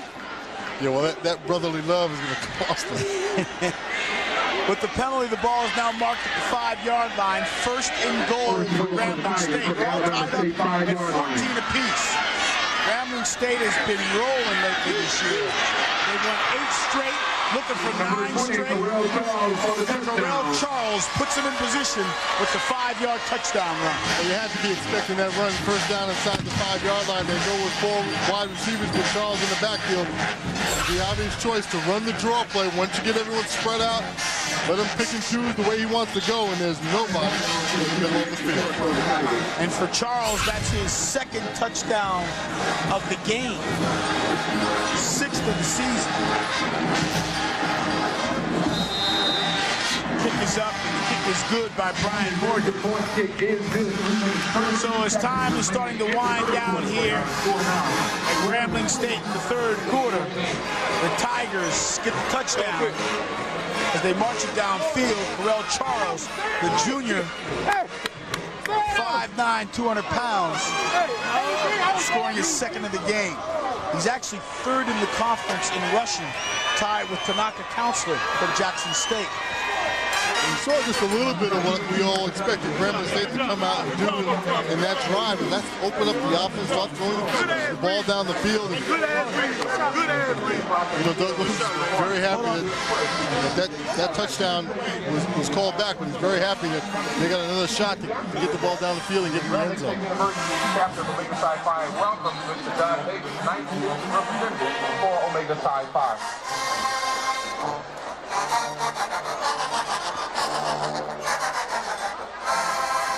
clock moving. And I got the sense watching practice yesterday that Grambling State was very loose, and I thought maybe even possibly a little overconfident coming into this ball game, but they seemed to maintain the fact that they were focused and ready to slam the door on Southern's hopes. So here comes Alabama State looking to answer.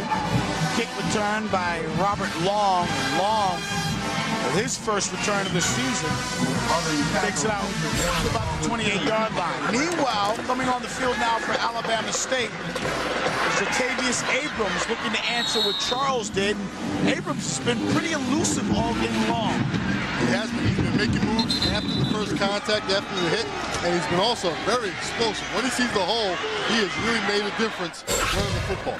He's on the verge of rushing for 100 yards in this one. 19 carries for 81. This time his quarterback decides to hold on to Jermaine Crenshaw. We saw Gary Brashear start this football game, number 14 for Alabama State, and it looked as if they were unable to make things happen through the air. Once they dedicated themselves to the ground, it was an obvious choice to bring Crenshaw. Yeah, no question about it. And Crenshaw does have the ability to throw the football, so he's not totally one-dimensional. Crenshaw eluding tacklers. He did a great job just to pick up a couple of yards on that play. Could have lost 4. And that's what they're going to need. They're going to need someone who's going to be able to make those plays. You talked about Brashear, but Crenshaw gives them that added dimension of running the football. And right now, with 2 minutes left in the quarter, there's a good look at Brashear's. Third down, pass is complete for big yardage and a first down for Alabama State. And this time it's Easter, Herman Easter, with his 4th catch of the ball game. And again, he came in with just 6. And this was a shot right now. Look at it, that ball is thrown very nicely in the middle by Crenshaw, and that's exactly what Crenshaw needs to do. Complete those passes here and there so that the run attack becomes more effective. Abrams now with a carry on 1st and 10 at the 42-yard line, and he picks up about 3 yards on the play, and it continues to confound me in terms of how Alabama State is able to answer. They do nothing. And then Grambling State comes down, scores a touchdown, and all of a sudden they look like world beaters. Well, you know, L.C. Cole has had a problem motivating his team, and maybe that's all they need is to be down in this ball game to start responding and doing something offensively. Chad Lucas couldn't hold on to that. His first pass thrown at him. It was incomplete. Now they're making now a 3rd down situation. Don't throw no ball to him, man. Oh, we got to hear that. Come on, Lucas. Chad, a redshirt sophomore from Tuskegee, Alabama, averaging 10 yards a catch. 3rd down now, and Abrams couldn't hold on to the football. Although, to be honest with you, it looked like Chris Brown was in perfect position to make the stop. Yeah, that might have been a bigger loss had Abrams caught that pass. Chris Brown was in perfect position. And L.C. Cole's getting a little frustrated with guys not performing. You know, that's what happens after a while when the season grows long and you start getting frustrated. Guys aren't motivated the way you want them to. And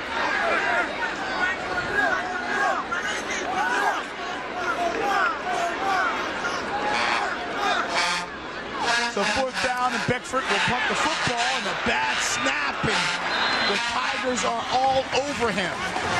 And that is not what Alabama State needed.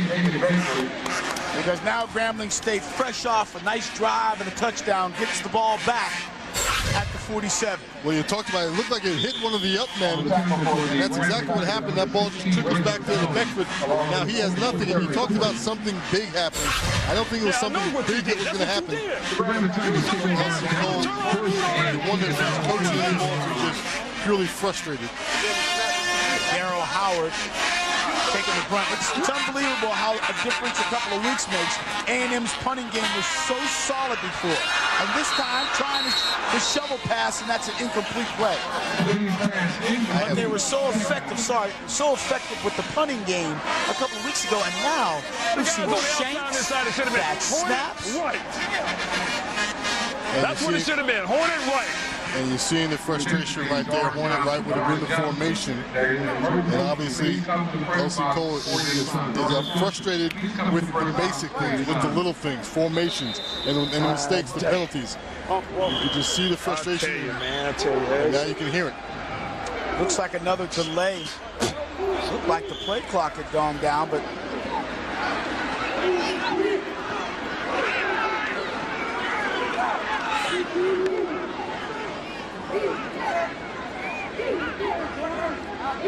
the play clock went to 0, but it hadn't been reset properly. So now it's 2nd down and 10 if they get it right.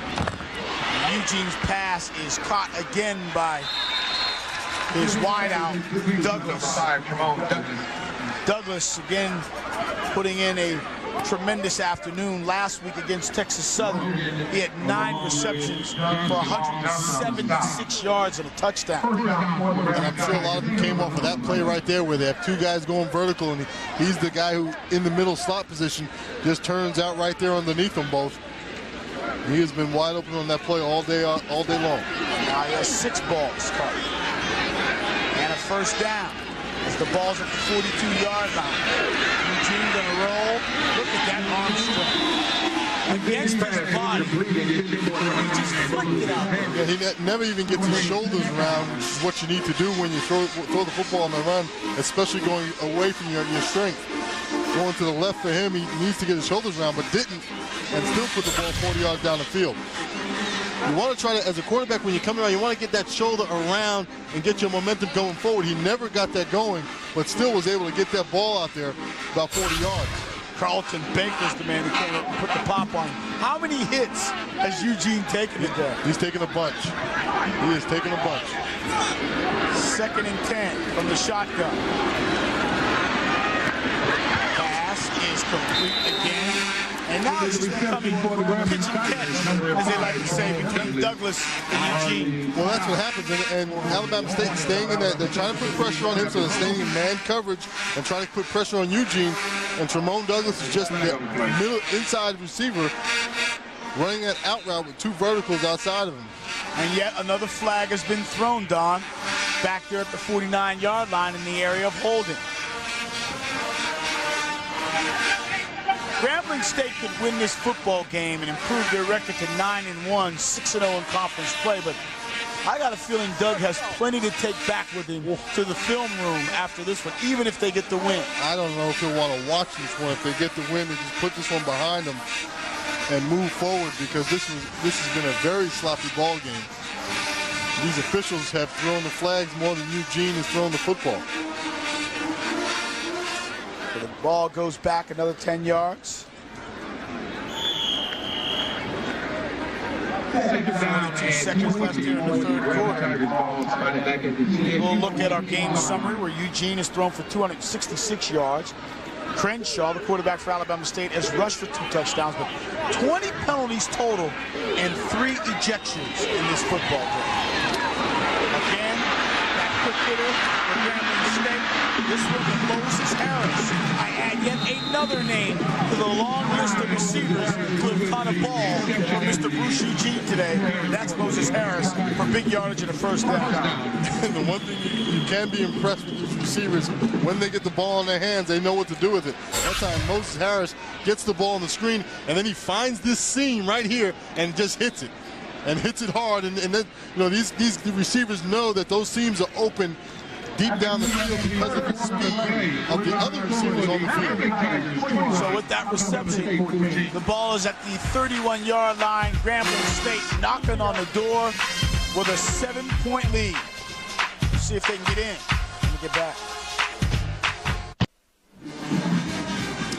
Black College Football brought to you by Southwest Airlines right here on BET as we're about to start the 4th quarter. Grambling State on top, 21-14, and looking for more. After Alabama State turns the ball over on downs, here's Bruce Eugene on first down. Pass over the middle was short, intended for Douglas.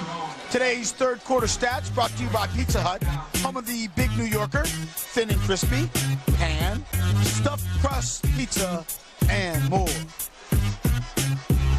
Well, it was all Grambling State with the 5 extra first downs in that quarter, but the big difference was that 298 yards. They put 100 yards of passing up in that quarter, and they really start to open up their offense. And you wonder now if Alabama State, when they get the football back, if they don't have to change quarterbacks and go back to throwing the football to get back in this. That just may happen. But the defense has got to make a stop. And a big-time run by Lindsey Sanders. His first carry of the ball game. So many big plays up the middle of the field all day long. You can see the flow from the offensive line going this way, and Sanders just finding that seam that opened up in the middle. There was 3 receivers to the side of the flow, so the defense was thinking all the way to the field, and Sanders went the other way. So a 25-yard pickup for Sanders. 1st and 10, or make that 1st and goal, excuse me, at the 5. Inside handoff again. Tigers now going to Lindsey Sanders after working Correll Charles for 3 quarters. It's awful nice when you got a nice 1-2 punch. You can loosen him up with one guy and then bring this bruiser in. Sanders, 5'10", 190. And boy, does he help when those defensive linemen are pinning their ears back trying to get to Eugene. And then the big man Sanders has the ball and is going by him. And the arm tackle is not going to bring him down. 2nd and goal. Hornets going to have to make a stop here, or they'll find themselves 14 down. And it looked like they almost did. Victory Ravel was the man who came in and put a helmet on the back, number 97. Right in the middle, power on power. You got to get your shoulder. Whoever gets the shoulder pads lower wins. Sanders stretches that ball out, but the whistle had been blown by then. So you can see now the distance, 3rd in inches. Let's see if the Hornets are up to the task. Try to get it over with Eugene, and Eugene, they're saying touchdown. So Bruce Eugene with his first touchdown, rushing touchdown of the ball game, extends Grambling State's lead to 13. And for him, that's his 7th touchdown run of the season. That leads the club. Wait, bro. Watch yourself, now. Watch yourself. Bruce Eugene went over the top, but his size, he needs to keep them shoulder pads low. He got hit. Take advantage of it, exactly. That sounds like a quarterback talking. Morgan's point after is good. Bruce Eugene and Grambling State in control all of a sudden as they take a 14-point lead thanks to this short touchdown run by their quarterback.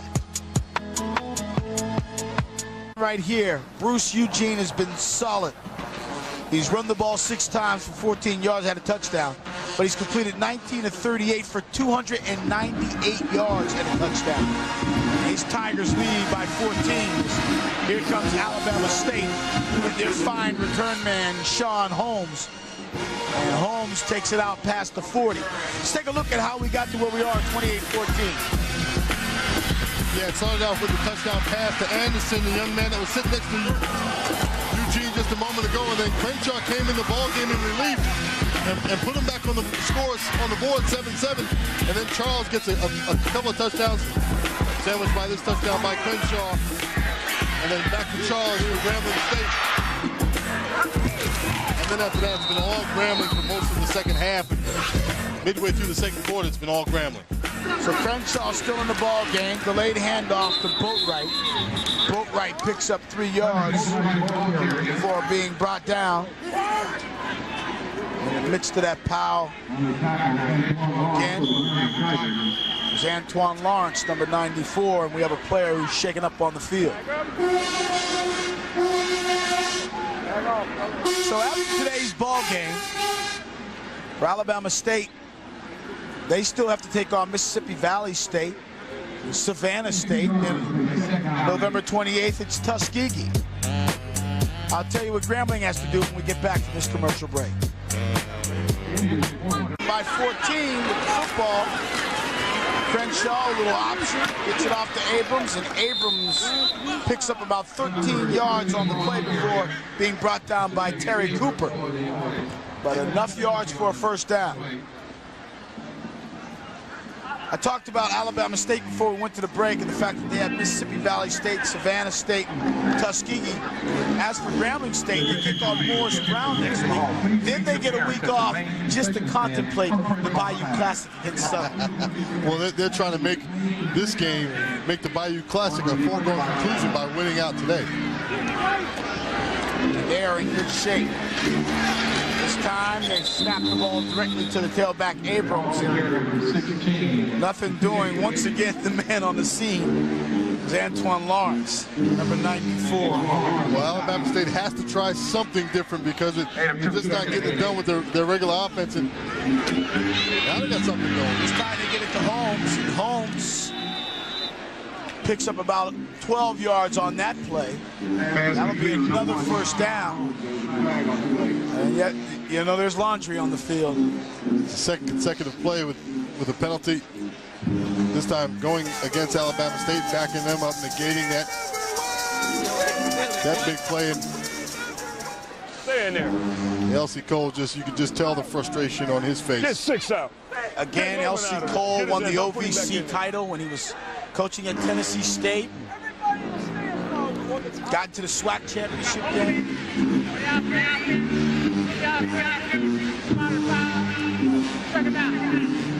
Got into the SWAC championship game last year.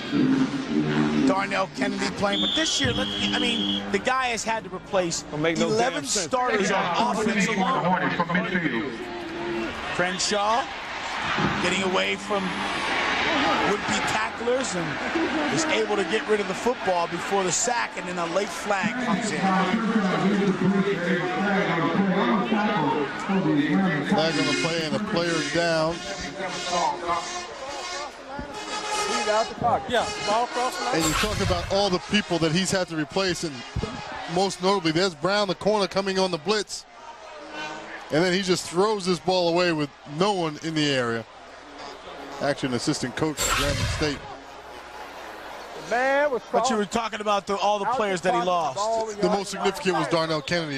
You know, you just can't replace a quarterback as productive as Darnell Kennedy, a leader that he was in so many different ways, and what he meant for so many things that happen on the field that you don't even consider that a veteran quarterback is going to take care of. And it's a big loss and a big step to come back from.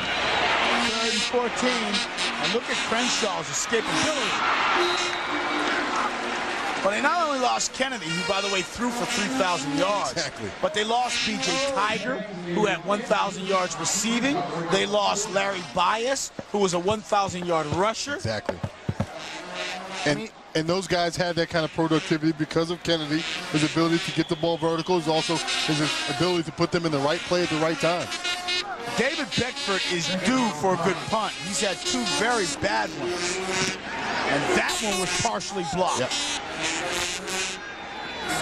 Doing the bounce inside the 25-yard line. State will make a stop, but special teams has not been that special today for Alabama State, as Grambling State takes over with a 14-point lead.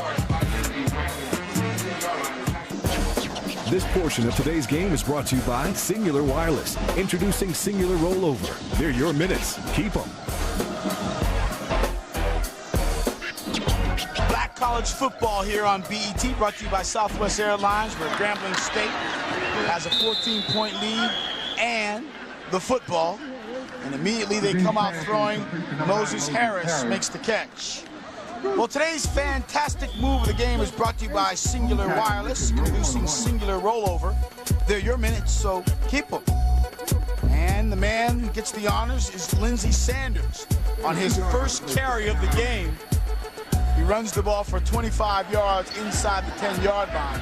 That set up quarterback Bruce Eugene's 1-yard dive, which extended Grambling State's lead to 14 points. And Eugene still throwing in and out of the hands of DJ Clay. Should have had that one. Yes, he should have. And that ball is just a flick off the wrist of Eugene. They're starting to mix up. They're going with the 3 wide receivers to that side. Now they're just starting to mix up the direction, the routes. It's just a flick off the wrist of Eugene, and that ball should have been caught by Clay. I take it Doug doesn't know anything about just taking the air out of the clock and just keeping it on the ground. He's still throwing that football downfield. And he's got 3 competent backs, Sanders, Charles, and we haven't even seen Delvin Lewis, the redshirt freshman, who's also a solid tailback. Pass is intended to Ron Anderson on 3rd down. And that'll set up a 4th down punting situation. Tiger. So L.C. Cole now has got to find something to get this football into the end zone and get it in there quickly as we approach the 10-minute mark here of our 4th quarter. Well, he would love a big return by that young man right there, Holmes. Get him back in striking distance right away. Do something to spark this unit. Holmes is 2nd in the SWAC in punt return yardage average, 15 per. It's going to be tough to return this one. The Tigers got down very quickly. Good coverage. So the ball is down at the 35-yard line where Alabama State will take over. We'll see if they throw to get the ball downfield, get the ball in the end zone as they trail by 14. Back here at Eddie Robinson Stadium on the campus of Grambling State University, where Grambling leads this one 28-14. A couple other games going on in the SWAC. Today, Jackson State knocks off Alabama A&M, snaps their 7-game winning streak. Mississippi Valley beating Alcorn. So here's your standings in the East. It's far from settled. Alabama A&M took the loss, but boy, are they awful happy about the fact that the Braves also lost. That's right. The Braves are probably now kicking themselves as they had an opportunity. Pass over the middle is complete by Jermaine Crenshaw.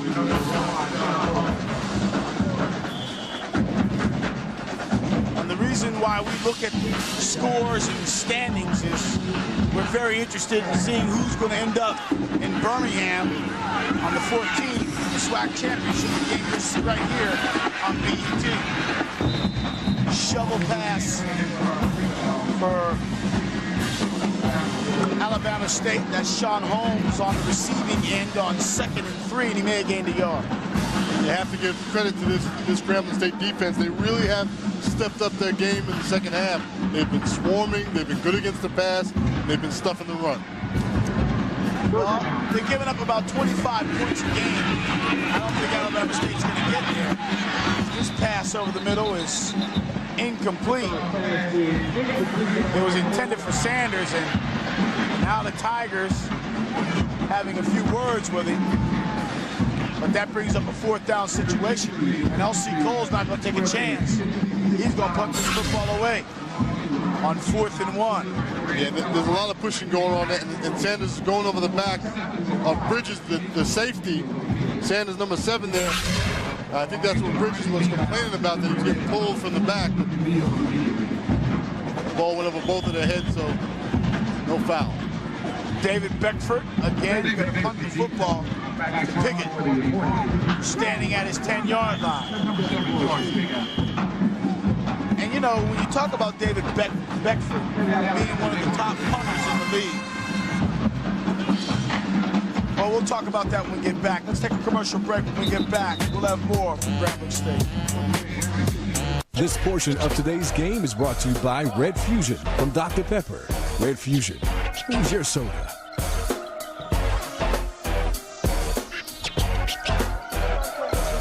Fourth and 2, down 14, and LC elects to punt. Well, I get the impression that LC just wants to get out of here. To tell you the truth, listening to all the talk on the sideline, I think that his team's not playing well.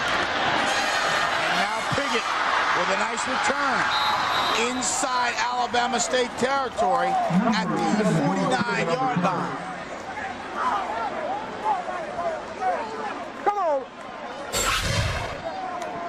And this is just another indication of what L.C. Cole is dealing with. His team's not playing well. They're not very focused.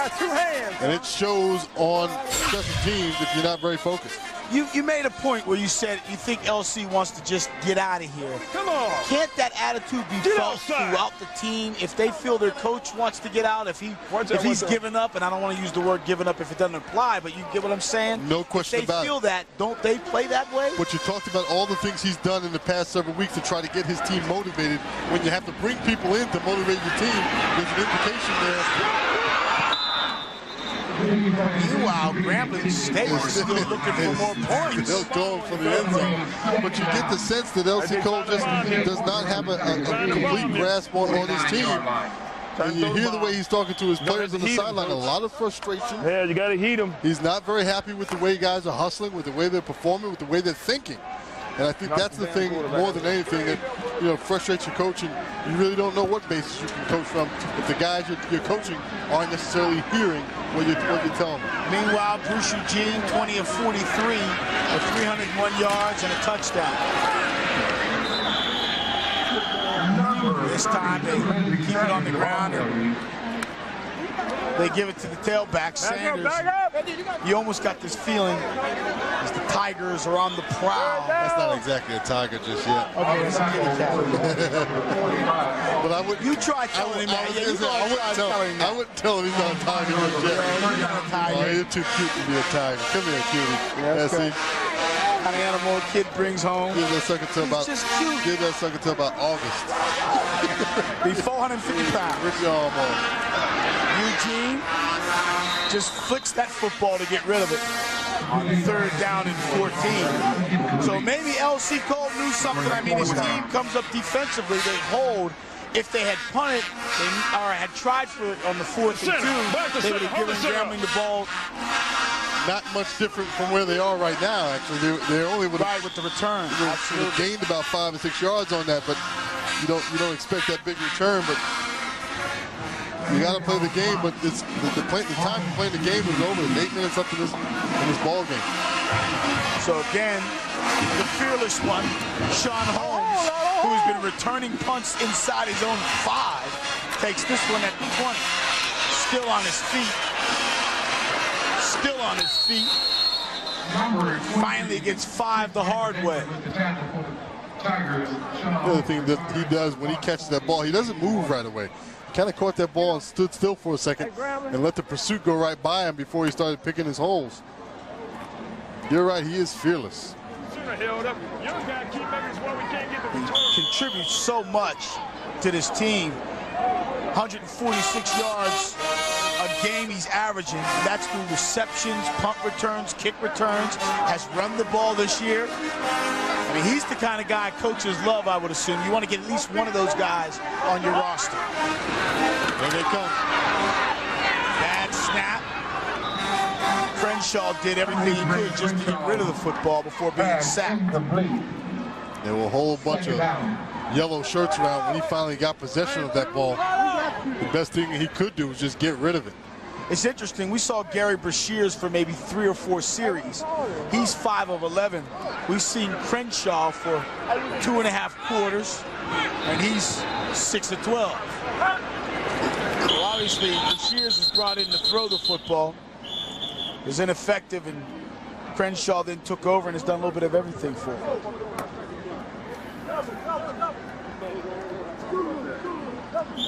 Abrams still has a chance for 100 yards for Alabama State, but you wonder whether they're going to give him the ball anymore. Trailing by 14 and needing some points as you get a good look at the junior from Clarksville, Alabama, Gary Brashears, who started today's game. Hornets get to the outside, and once again, it's that young man, Sean Holmes. 5'9", 175. A dynamo. And like you said, you'd want to have a whole bunch of guys like them, but that's the frustrating thing. Number one, you don't. Number two, he's not a guy in the middle of the offense. He's just a receiver. He's just one guy. I like Holmes, but I don't know if you want a whole team of 5'7", 175. But 1 or 2, you'd be all right. Here he is again, telling me shut up as he makes the catch and picks up the first down. Well, you definitely want a guy with his heart and his hustle. And he has definitely played the 60 minutes of this game, and Here he goes, tell him I got to take a break. I'll be right back. Did you ever have anybody on your receiving corps that was a small guy and had a heart that, no, you didn't go to him all the time. He wasn't your #1 receiver, but someone you could rely on like a Holmes? Not really. I've never had a small receiver. I've always had some pretty big receivers. I think Tommy Kane was not a really big guy, but he was probably one of the smallest receivers I ever played with. How big was he? He was about 5'10", 180, 185. Crenshaw with the keeper. Picks up close to 5 yards. And small receivers are just, they're tough. They're good return. Remember, they're tough in this game because you can lose them in the secondary. Hard to get the ball to them. Crenshaw completes his pass to the outside. Still on his feet. Picking up good yardage. After the catch, number 89. That's Alvance Robinson. And Alvance Robinson has to learn once he gets outside, 6.5 minutes left in the ball game. Once you get your first down, get out of bounds and stop the clock. And if I'm not mistaken, that's Robinson's first reception of the season. 1st and 10. Crenshaw gonna hold on to it. And Jermaine seems like he is just, when he decides he's going to run the football, it's almost like he made his mind up when he said break. Right. And then you can tell because he looks like a running back. His shoulders go forward. He tucks that ball away, which is what you want your quarterback to do when he decides to run. But you're right, he makes that decision quickly. Many times it's by design. There's Holmes again on his feet. Finally brought down by Bond. But Holmes, with a big-time play, takes it inside the 15-yard line down to the 17 for another first down. And if not some good hustle there by Charles Duncan, the backup defensive lineman, that would have been a touchdown. And you know, don't go to sleep just yet. There's still 5.5 minutes, almost 6 minutes left in this ball game. They get a score here, onside kick. Alabama State's right back in it. 25-yard gain. Crenshaw getting away from pressure. Finally throwing it out of bounds. Did have a man in the area for himself. And Crenshaw is not going to get back up. He was thrown down hard on that shoulder, I think his right shoulder. And I don't think there's no way he's getting back up right away. You could just tell by the way he was dragged down.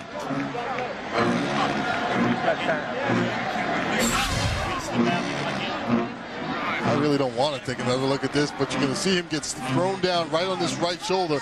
2 or 3 guys go right down on him, and right there with that arm out, might not look like much, but that elbow hits and drives the upper part of his arm right into that shoulder blade. Brought down by Willie Gray, who was a 2-time all-SWAC selection and a transfer from LSU, and a young man who will hit you and hit you hard at 6 foot, 280 pounds, a senior from New Orleans. We'll check on Crenshaw when we get back.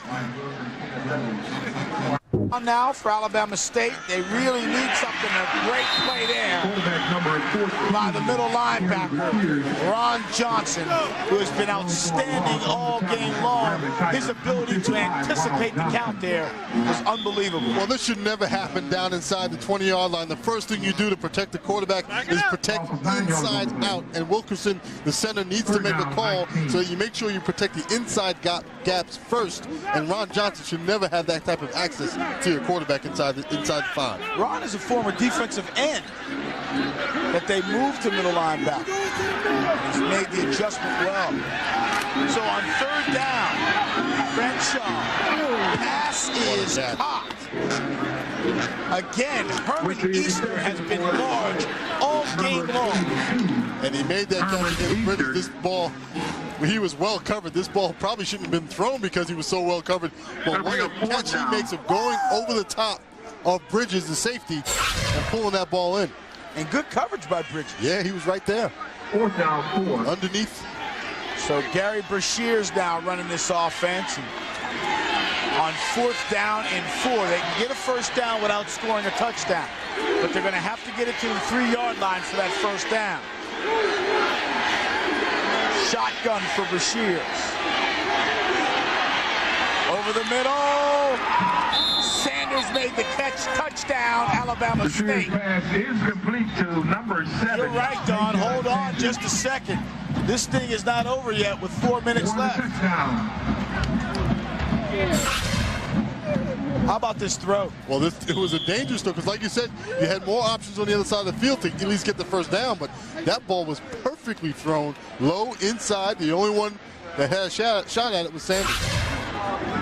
Kick is up, kick is good, and Alabama State now down just 7. Is good by Nickel. So now what do you think? You've seen your defense, Don. They've come out, they put a stop. Grambling State got a great return their last possession, had the ball at midfield and moved what? 3 yards backwards? Exactly. And their offense has stalled in the last few drives, and right now you know that Alabama State's going to come with that onside kick, and you know, if they can continue to get this kind of play, this kind of throw, this ball is well thrown there between the coverage, low and inside. He's able to protect it with his body. And Brashears comes off the bench in a situation that similar to what they were in 2 weeks ago. And trying to make something happen at the end of the ball game. And for Brashears, that's his 12th touchdown pass of the season. For Sanders, that's his 9th touchdown reception. Quick. Now, you can't be laying on the damn ground. You got to get off the ground quick. Make the hit. But we got to make the plays, though. Come on. See, LC Cole, his tone is a little different now than it was. We're back in it. Exactly. We're back in it. About 10 minutes ago, he was just scolding and telling the guys why he didn't like him and why they weren't playing well, and now he's back in it a little bit. And Crenshaw, we just saw on the sideline with his pads off, which would suggest he's not coming back. He's not coming back. So Piggott will take it at the 3-yard line. Takes it up the middle to about the 25, a 22-yard return for Piggott. Grambling State takes over first and 10. Again, that is Jermaine Crenshaw, with the tackle. The senior from Greenville, Alabama, the transfer from Georgia Tech. After being driven to the ground, he's out with shoulder injury. Yeah, and that looks like he may have cracked that collarbone. The way he went down, that arm kind of got jammed up into his shoulder. But it's a good sign that they're just putting ice on it right now and they're not putting him in a sling or have taken him from the field. It's a good sign he's on the field with ice. Meanwhile, this young man, Bruce Eugene, now his job is to get a couple of first downs, I would assume. And they're easy to get it. When you get it to this man right here, Douglas going to turn this one into big yardage inside the 5-yard line.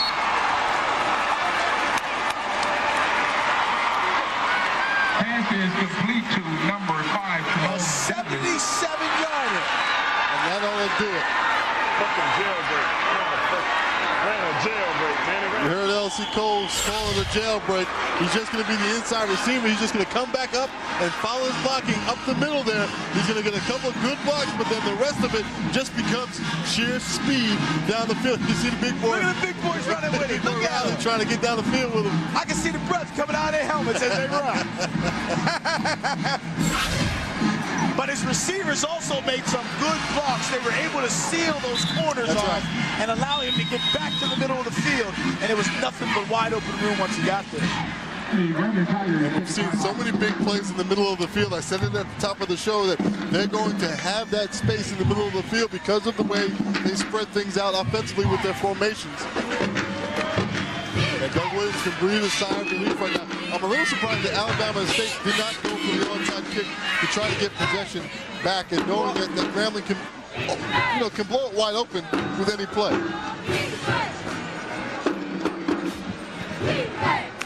They don't score before we can keep the minutes on the clock, okay?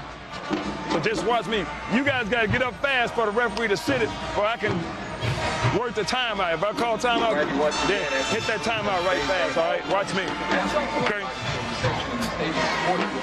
So LC's coaching. He's coaching. He's coaching. He's back down to strategies now. He got the hat flip down, though. He looked cool with the hat flip. It's interesting when you see a man like LC Cole, who played his collegiate ball at Nebraska, a Big 12 school. You see a lot of young men, a lot of young black men who work at these schools, go to these bigger colleges, and then when it comes back to coaching, they'll toil as assistants for years at a school, never get an opportunity, and will never come or never think to come back to the Black University and teach some of these young kids how to play the game. Grambling State with an opportunity for another 6. They gave that one to Charles, and Charles comes up with a yard shot.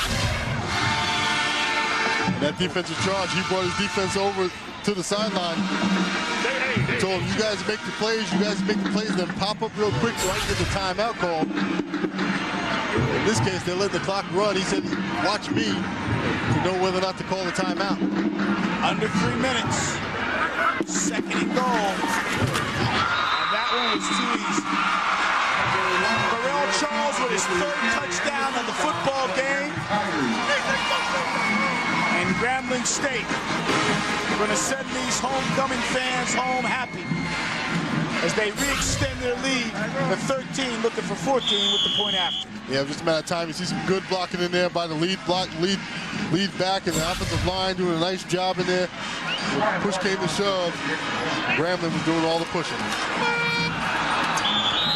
Morgan unable to get the point after as Barbe couldn't control the snap. So that lead now is 13. Cheerleaders in effect. And you know, it is homecoming, so I would assume there's a lot of folks in that group, if you widen up that shot, that are former cheerleaders that have come back. Probably breathing hard right now. That's right. It used to be a cheerful game back in the day. Go all game. So, John, I'll see you in the 4th. That's right. Give me one of those palm bombs. I'll go sit up in the stands.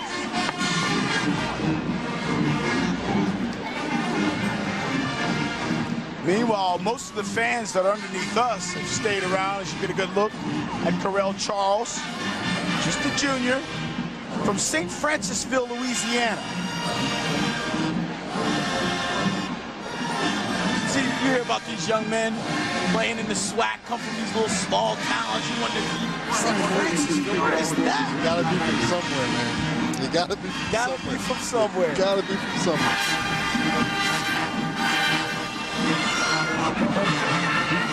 Short kick, fielded by Holmes. Holmes won't let anybody grab a return. He wants them all. A nice move right there. Shaking one defender. I mean, he is playing his heart out for this club. And he's playing his heart out all the way to the end of the game. Well, if Alabama State won this thing, he'd be the player of the game. But today's player of the game brought to you by Red Fusion from Dr. Pepper. Red Fusion Hoosier Soda is the quarterback for Grambling State, Bruce Eugene, who has just been solid throughout the game, finding receivers, not trying to force too much. Sometimes he goes downfield, but on the whole, he has settled for that short pass that has turned into big plays. Yeah, and he made all the right decisions all day long. He's not very accurate on the deep ball, but made the right decisions and put his team in a position to win. So Bashir now going to try to get his football team downfield. Got it out to Mayshawn Sanders, and Sanders playing like a senior there. Makes the catch and gets out of bounds. And there's your player of the game again, our Red Fusion player of the game. 393 total yards.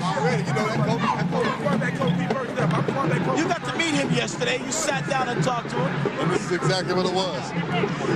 he was constantly talking, constantly joking. Had a lot to say. Now, what's this fatback nickname all about? I don't know. He introduced himself. He said, my name is Bruce Eugene, otherwise known as Fatback. And he was mad that people would call him fat and said he was big. But he calls himself Fatback. But he calls himself Fatback. Hector Ruiz, by the way, is the man who's down for Alabama State. 300-pounder from Oakdale, California. But he is walking off on his own power. So for all his homies back in Cali, looks like he's going to be all right. Meanwhile, that man right there, he don't look like he's all right. and there you go. It has been a long, frustrating day for LC Cole. Truly a pleasure to talk, though, to LC and his brother Johnny, who calls everybody coach. Right. Johnny calls everybody coach. I wonder if he's gonna go home for Thanksgiving and Bob. Now, coach, I'll take some bite. Reset the clock, 2 minutes, 10 seconds. Reset the clock, 2 minutes and 10 seconds, please. There's Johnny right there, who's been an assistant for 17 years. And he's quite frank. He'll be blunt with you. He says, I think it's time for me to be a head coach. And maybe he's right. I mean, 7 of the last 10 years, he's had an offense that is ranked in the top 10 in Division I AA. Yeah, they don't have but 19 minutes on it. And you see him right here. He's an excellent coach, an excellent teacher. When you hear him talking with his players, he's just like his brother LC. They both are excellent teachers and take the time to talk with these young men. And that's a good little pair right there. I'd hate to see them split up, but you're right. Johnny does deserve a shot at a head coaching spot. Played his football under Lionel Taylor at Texas Southern.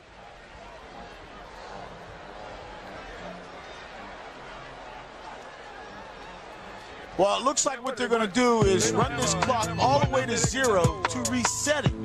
So why don't we take a commercial break? When we get back, clock should be okay. Beautiful when we started, still nice and pleasant.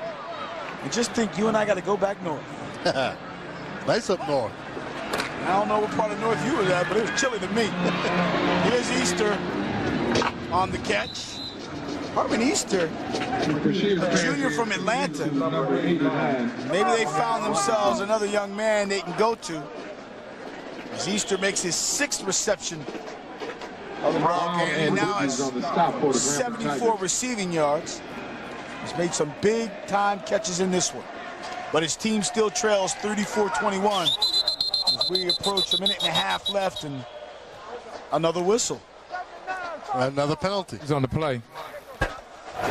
Dead ball. False start on the offense. 5-yard penalty. Second out. You know, they're running this hurry-up offense, but they're not in a hurry. Rochier's just kind of taking his time, and that's why the left guard just kind of fell backwards, because he was, let's get it off, get the snap off, get the ball off. And I would assume that Doug told him, don't be pouring no Gatorade over me. Y'all gonna get somebody. Find somebody else. They're throwing Gatorade all over the assistants. Oh, I think they got Doug that time. Did they get Doug? They got Doug. And that's because with this victory, this team clinches its 3rd straight West Division title and is in firm control of their 3rd straight SWAC championship title. Of course, they'll have to get through whoever comes out of the East, but it's interesting, they're still not the #1 team in black college football. That distinction belongs to Bethune-Cookman from the Mid-Eastern Athletic Conference. They have a young man by the name of Suber who plays quarterback, who is electrifying to say the least. But still, Grambling State, one of the top teams in all of Division I AA, as that pass is incomplete. In fact, when you look at Grambling, by number 44, Terry Cooper. in Division I AA, according to USA Today, they're ranked 6th in the nation. And number 2 among black colleges in 2 other polls, the SBN Black College Poll and the America Sports Writers Poll. And in both those polls, ranked number 2 in black college football behind, as I said, Bethune-Cookman, but 6th overall. And one of the sad things is, here in the SWAC, they don't play in the Division I AA playoffs, and you wonder just what Grambling would do if they got a chance to meet a Youngstown State, to meet a Montana. We've seen teams from the MEAC be very successful. As Brashear's pass intended for Holmes is short, but they've been very successful. I remember Florida A&M a couple of years ago finished one game shy of getting into the Division I AA championship game. And you have to think that Doug Williams would love to see his team get that type of opportunity to show that they can play with the rest of 1AA. And there's no question about it. He has the talent on this ball club to get that done. Wasn't that the wrestler who said, in order to be the best, you got to beat the best? Beat the best. I digress. 4th and 5. Under a minute left. So with this win, Grambling State will improve its record to 9-1. 6-0 in conference play. As on 4th down, Bashir's pass is incomplete. And meanwhile, Alabama State drops to 5-4, 2-4 in conference play. And coming in, I mean, LC said we could still have a good season if we had run this table. We could have finished at 9-3 if we had won every game, and that's not a bad season to walk out.